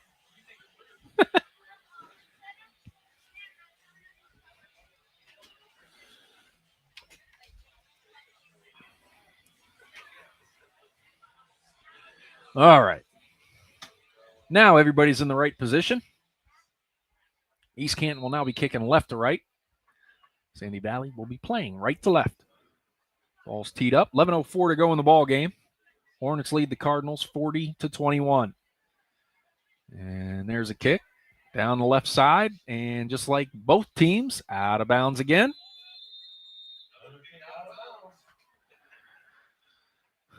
It's got to be the game plan for both teams. I don't think you do it that often on both sides. And we got a late flag.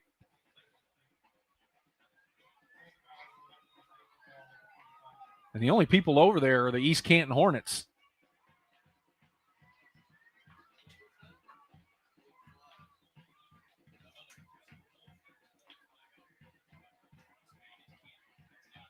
It's got to be on East Canton because there's no Cardinal over there.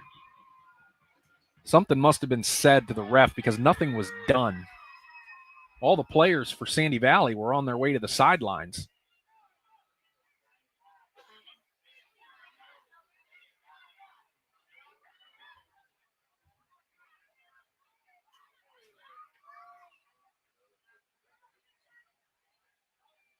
And we're still waiting.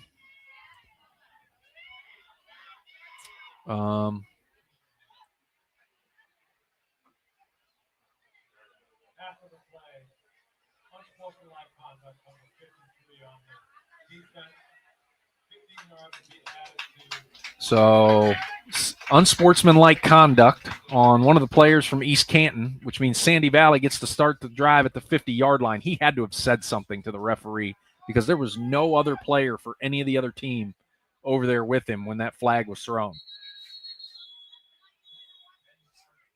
And now the ball is going to be whistled dead after the snap from Sandy Valley. And I got to tell you, it's starting to look like the referees are struggling. First, they let 4 or 5 plays happen with the team going the wrong direction.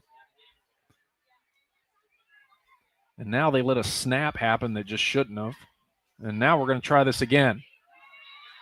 And that's going to be offsides on East Canton. So they're just going to walk Sandy Valley down to this side of the field without a play even being ran.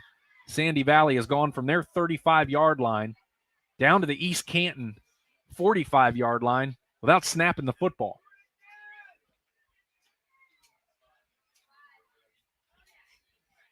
$11:04 to go in the ball game, if we ever get there. 40-21, East Canton on top.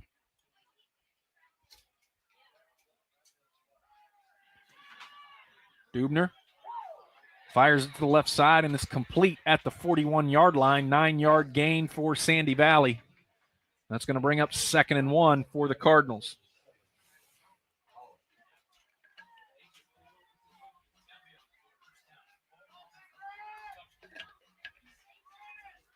Right back to the line of scrimmage for Sandy Valley.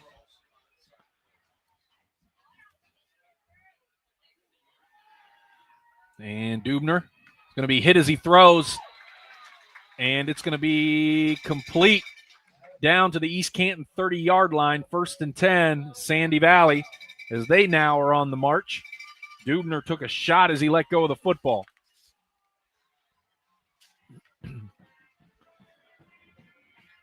$10:20 to go in the ball game.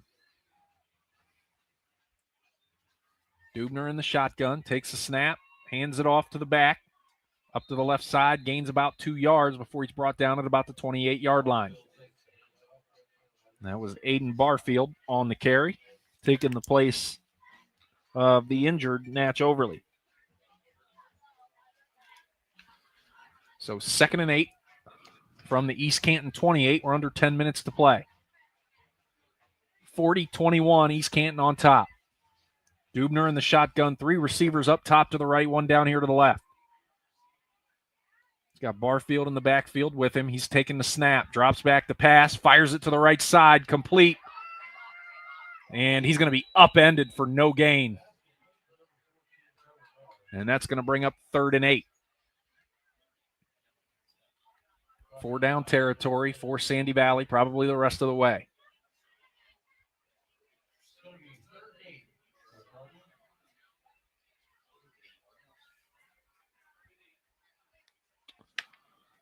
Sandy Valley is one of those teams that walks all the way to the sidelines, gets the play from Coach Gamble, and then walks it all the way back out. No huddle, as they're going to have to burn a timeout as there was only 4 seconds left on the play clock. We're going to step away for a quick commercial break. This timeout is brought to you by the Friends and Family Credit Union. It's time to bring a friend into the family. You're listening to High School Football, brought to you by the Sarshone Auto Group on the Q92 Sports Network. Missed the big game? Don't worry, Q92 has you covered.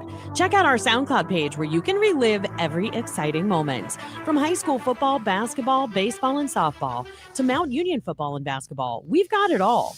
That's every broadcast from this season and even classics going all the way back to 2016. Follow Q92 Radio on SoundCloud and never miss a play, a call, or the thrill of the game. Q92 Radio on SoundCloud, your home for every game, every season.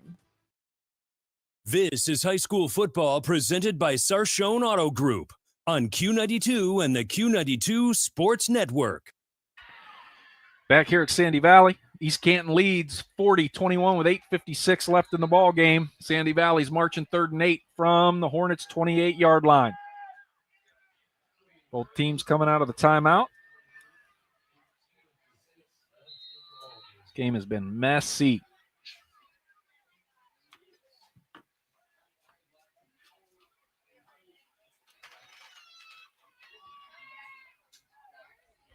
Dubner takes a snap, fires it to the right side, complete.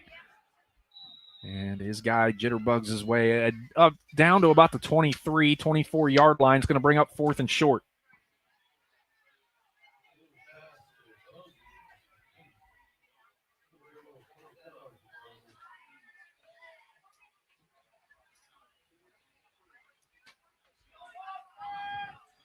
Right back to the line of scrimmage for the Cardinals. 4th and 4 from the 24. East Canton jumps off sides yet again, which will walk Sandy Valley to another 1st down. And that'll move them inside the RG Drag red zone. Learn, earn, and succeed. 1st and 10 from the 19 for the Cardinals.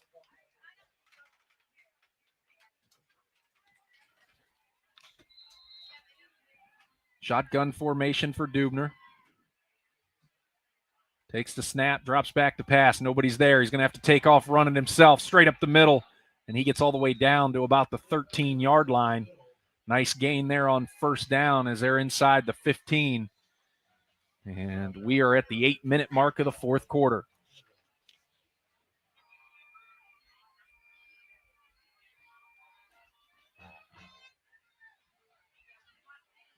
East Canton's probably had to have jumped off sides 5 or 6 times, along with 5 or 6 false starts. 2nd and 4 now for the Cardinals. 4 receivers, 2 to each side for Dubner. Drops back to pass. Here comes the blitz, straight up the middle. He dumps it off to the right, got his man inside the 10. And he's going to be hit out of bounds at about the 4, but that's going to move the chains, and it's going to be 1st and goal for Sandy Valley.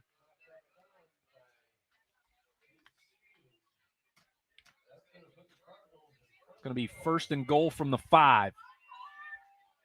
4-yard line is where they marked it.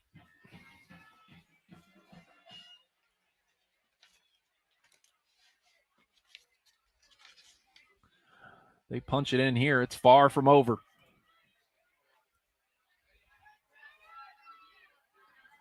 Dubner in the shotgun. Puts a man in motion. And they're going to hand it off on the sweep route, and it's going to be buried. He looks like he lost a yard or two. It's going to bring up second and goal from the 6.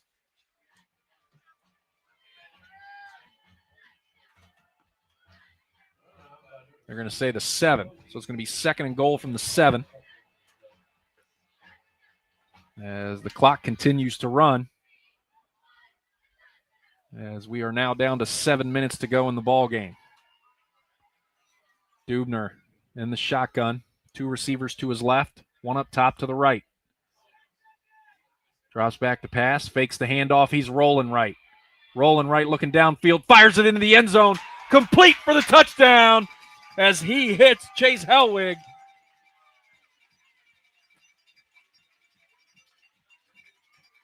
I believe it's getting dark. It's hard to see that far away. Yeah, that's who it was.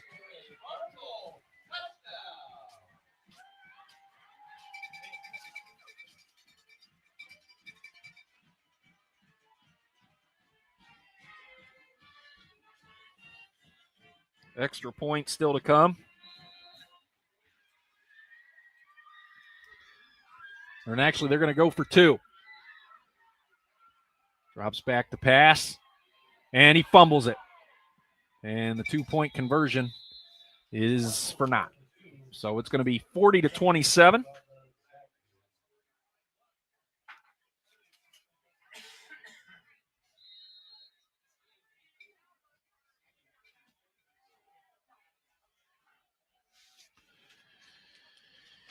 And 6:45 to go in the ball game. And it's going to go back to East Canton.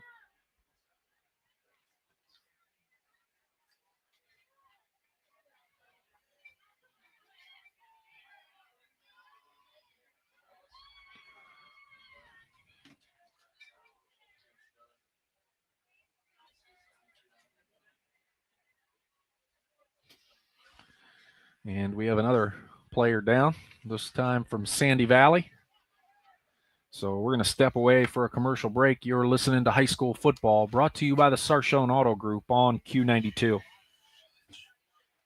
Hey, sports fans, want the latest local sports news, game photos, coach and player interviews, and live play-by-play coverage? Then follow Q92 Sports on social media now. We're on Facebook, Instagram, X, Threads, YouTube, and SoundCloud. Like, follow, and subscribe today. Catch the highlights, relive the moments, and stay connected to your hometown teams. Q92 Sports, your home for everything local sports. Real teams, real action, real coverage. Follow Q92 Sports on social media. This is high school football presented by Sarshone Auto Group on Q92 and the Q92 Sports Network. Back here is the Sandy Valley player had to be helped off is Joey DeBellis. Senior offensive and defensive lineman, 6'1", 250. It's final out in Marlington as the Dukes beat Howland 38-20. And now Sandy Valley is going to kick it back to East Canton with 6:45 to go in the ball game, trailing the Hornets 40-27. And East Canton's got everybody but one guy up there in case of an onside kick. And they're going to drill it right down the left side, and it goes out of bounds. So another procedural penalty on the kicking teams.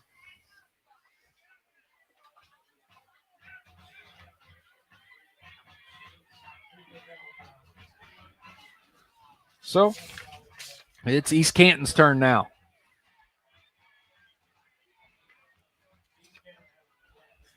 And we will see how they attack with 6:45 to go.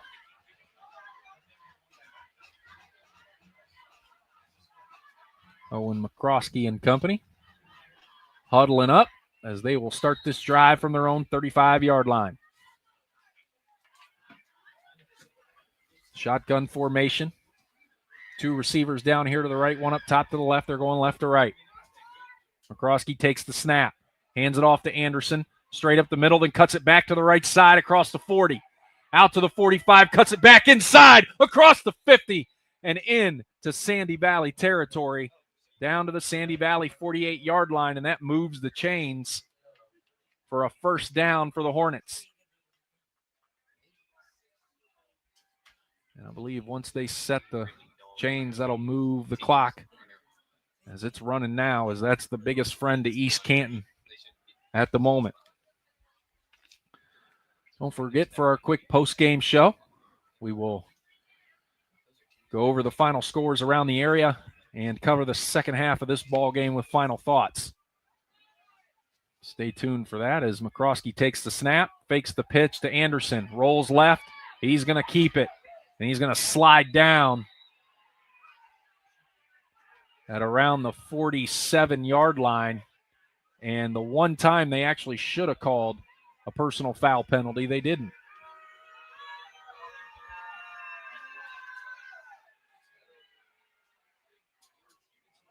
As they jumped, the quarterback gave himself up with a slide, and they tackled him anyway.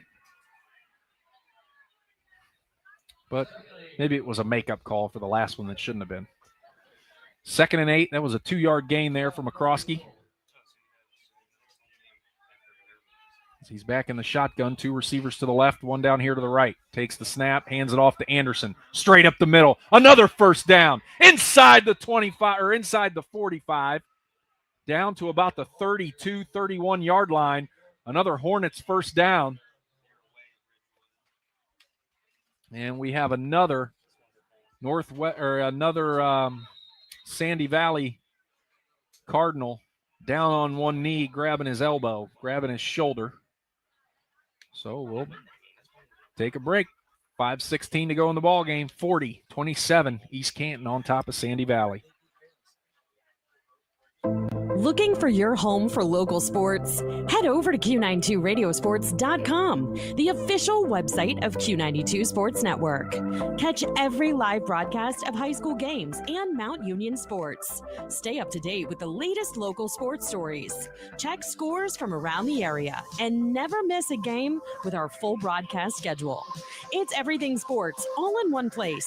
Q92radiosports.com, your local sports connection. This is high school football presented by Sarshone Auto Group on Q92 and the Q92 Sports Network. 5:04 to go. Clock running. 1st and 10. East Canton from the Sandy Valley 31-yard line. Under 5 to play. They lead 40-27. McCroskey in the shotgun. 2 receivers to his right, 1 to his left. He's going to let that play clock run.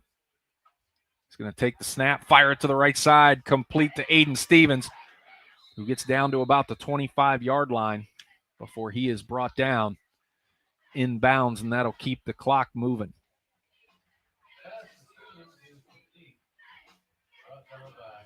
Second and 3 for the East Canton Hornets from the Sandy Valley 24-yard line. 4:20 to go in the ball game. East Canton leads Sandy Valley 40-27. A whole lot of procedural penalties in this ball game from both sides, especially East Canton. 4 minutes to go. McCroskey takes the snap, hands it off to Anderson. Cuts it up the middle, inside the 10, down to about the 7-yard line. As again, the East Canton Hornets have now entered the RG Drag red zone. Learn, earn, and succeed. It's going to be 1st and 10 for the Hornets. It's actually going to be 1st and goal from the 8. As that clock is still ticking.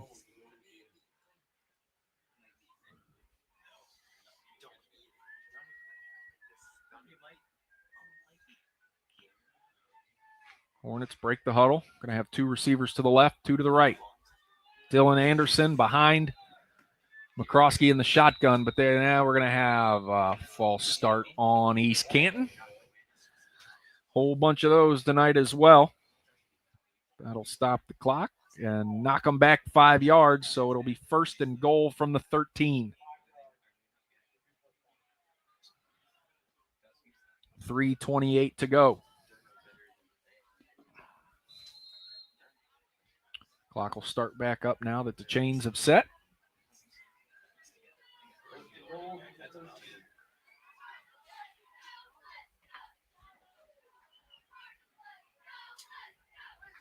McCroskey in the shotgun, 4 receivers, 2 to each side. Puts a man in motion.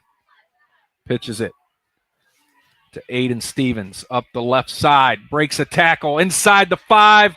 Touchdown Hornets. And that should put a stamp on this one with an extra point still to come. 3:01 to go. And that was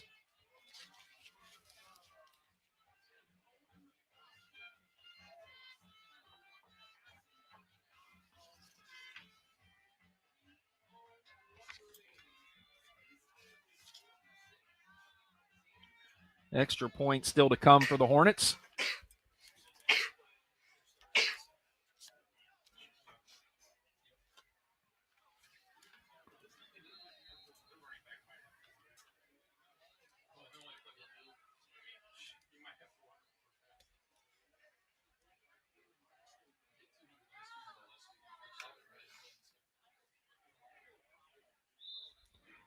Extra points up, and it is good, and it is now 47-27.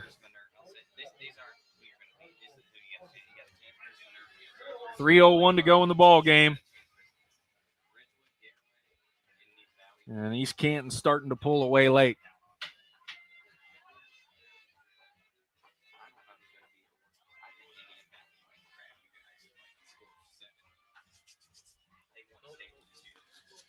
Thank you guys for spending your Friday night with us here on the Q92 Sports Network. Week 3, almost in the books for the 2025 Ohio high school football season, brought to you by the Sarshone Auto Group. And now with 3:01 to go in the ball game, East Canton's going to go ahead and kick it back to Sandy Valley yet again. Tell you what, these kickers, their legs are going to be sore after today. A lot of scoring here today. What was that, 74? So far.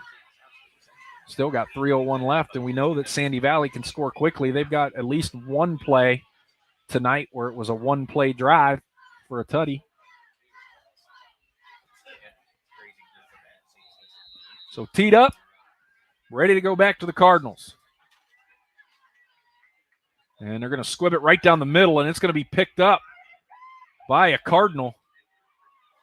And they are going to gang tackle him right at the 49-yard line, where they're going to get to start it on the East Canton side of the 50. That's actually a bit surprising, given them such a short field. But it took almost every single player from the Hornets to bring that guy down. Who was that?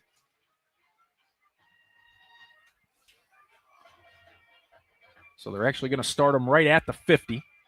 It's the second time tonight that Sandy Valley's gotten to start at midfield. 2:54 to go in the ball game. Sandy Valley trails with the football, 47-27.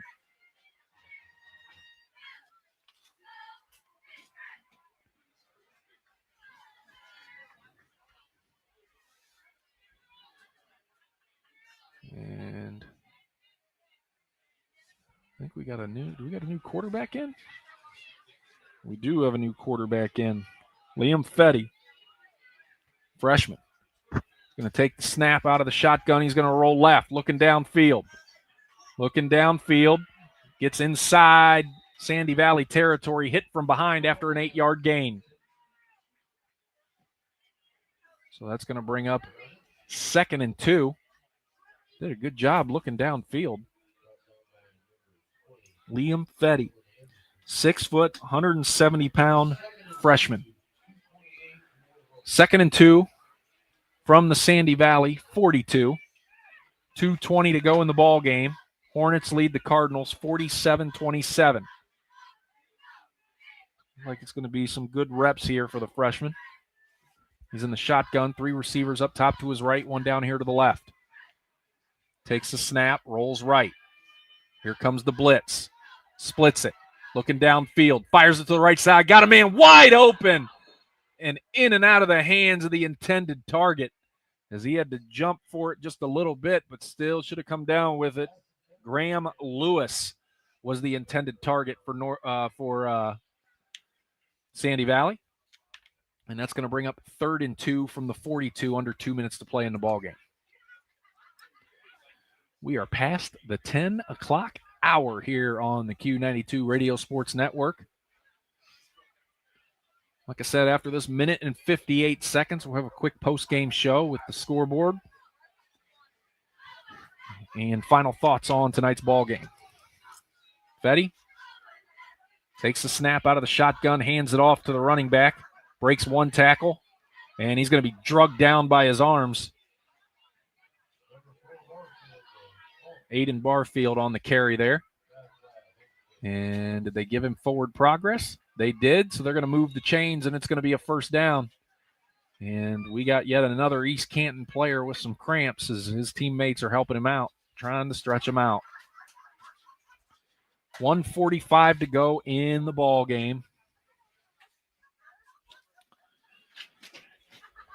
We'll step away again. You're listening to High School Football, brought to you by the Sarshone Auto Group on Q92. It's time for Purple Raider football. Catch every snap, every score, and every big moment all season long on AM 1310 WDPN. This year, it's even easier to follow the 13-time national champion, Mount Union Purple Raiders. Listen live on AM 1310, the WDPN Facebook and X pages, and streaming on the Q92 YouTube channel. Sam Berkowitz and Ryan Bevere are back in the booth, bringing you all the action. Don't miss a minute of Mount Union football on AM 1310 WDPN.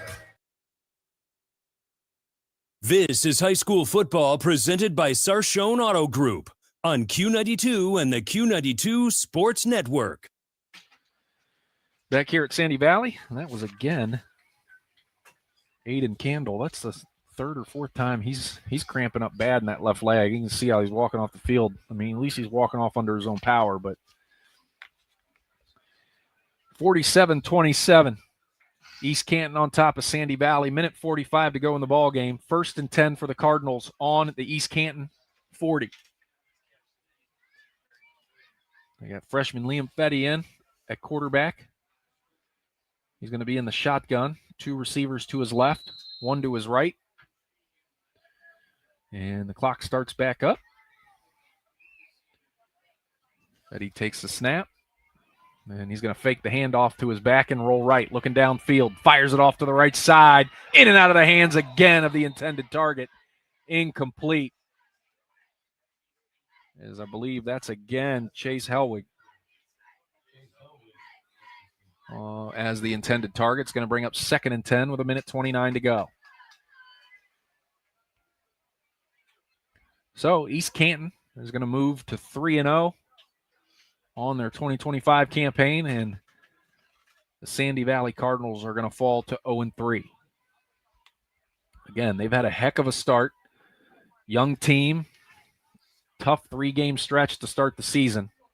At Fairless, against Manchester, and now against East Canton. Fetty in the shotgun. Takes the snap. He's going to roll right, looking downfield, looking right. Being chased. Ball's tipped in the air and falls incomplete through the hands of 2 East Canton defenders. And that's going to bring up 3rd and 10 with a minute 21 to go in the ball game. And we have a flag on the play.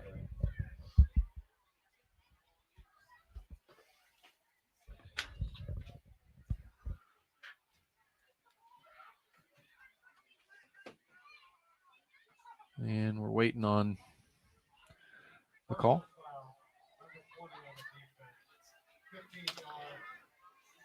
Another personal foul on East Canton, although the referees did not disclose what the personal foul was. Don't know if it was roughing the passer, late hit. We don't know. They haven't been great tonight.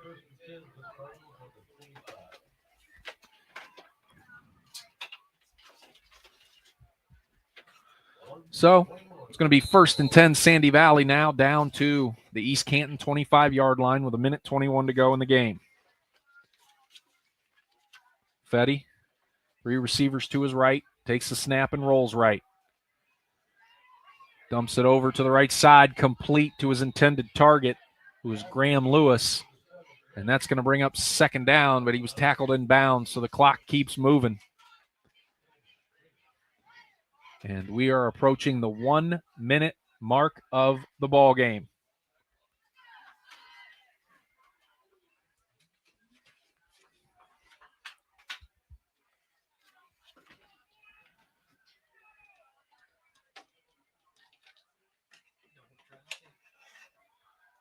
.43 seconds to go. Sandy Valley, 2nd and 4 from the East Canton 19. Takes the snap, fires it immediately right, complete, inside the 20.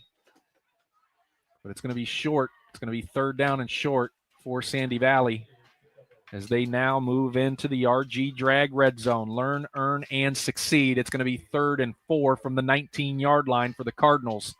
17 seconds to go in the ball game. 10 seconds. Fetty in the shotgun. 4 receivers, 2 to each side. Takes the snap, drops back to pass. He's going to roll left. He's going to take off running. He's going for the corner. Cuts back inside. He's going to be tackled at the 5, and that's going to end the ball game as the East Canton Hornets defeat the Sandy Valley Cardinals 47-27 and move to 3-0 on the season. We're going to step away for a quick commercial break. You're listening to High School Football, brought to you by the Sarshone Auto Group on Q92. Hey, sports fans, want the latest local sports news, game photos, coach and player interviews, and live play-by-play coverage? Then follow Q92 Sports on social media now. We're on Facebook, Instagram, X, Threads, YouTube, and SoundCloud. Like, follow, and subscribe today. Catch the highlights, relive the moments, and stay connected to your hometown teams. Q92 Sports, your home for everything local sports. Real teams, real action, real coverage. Follow Q92 Sports on social media. Looking for your home for local sports? Head over to Q92radiosports.com, the official website of Q92 Sports Network. Catch every live broadcast of high school games and Mount Union sports. Stay up to date with the latest local sports stories. Check scores from around the area and never miss a game with our full broadcast schedule.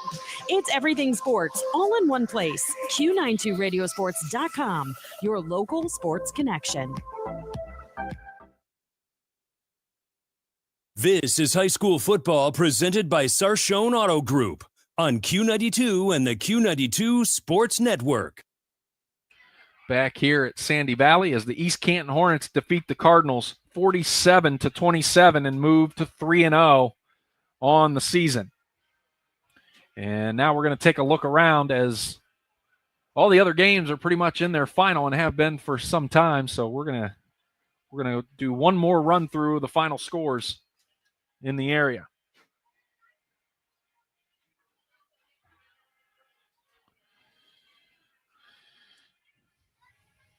And as we previously mentioned, Marlington defeated Howland 38-20. I did not get a final on the Canton South game, but the last update we got was Akron East was leading Canton South 27-20 after a Wildcat touchdown, and they recovered the onside kick.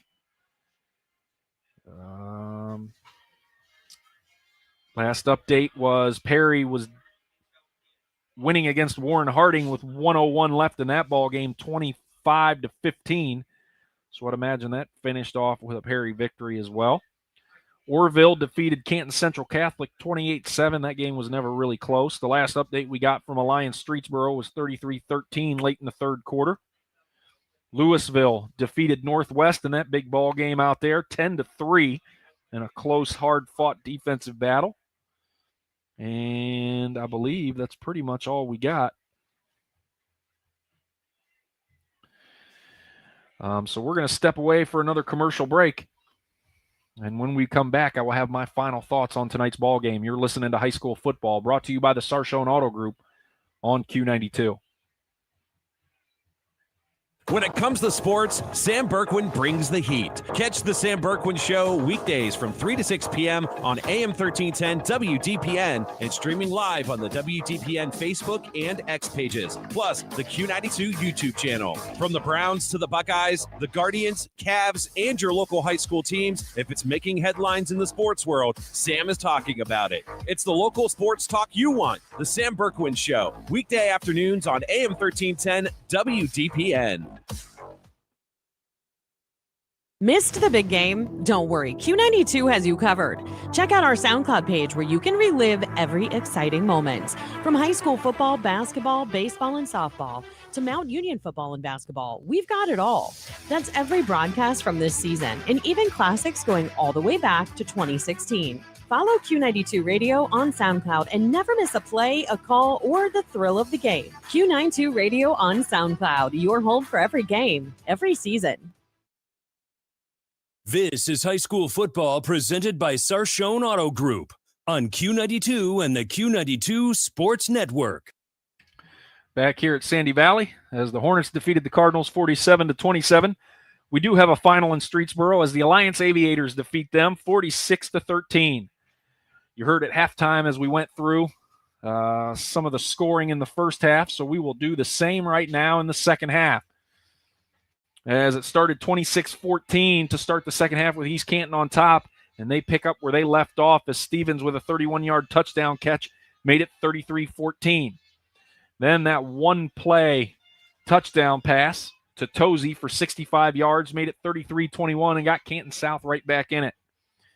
And then East Canton's McCroskey, who had himself one of his best games of his career, had a 15-yard touchdown run to make it 40-21. Hell, we got a 7-yard touchdown catch for Sandy Valley on the ensuing possession, and they had a 2-point conversion that they did not get, making it 40-27. And then East Canton put the icing on the cake with Stevens with a 13-yard touchdown catch, making it 47-27, and that's where we finish up. East Canton moves to 3-0. Sandy Valley falls to 0-3. Thank you guys for spending your Friday night with us here on the Q92 Sports Network. Don't forget to follow us on all our social medias. Head over to Q92radiosports.com to see where we'll be next week.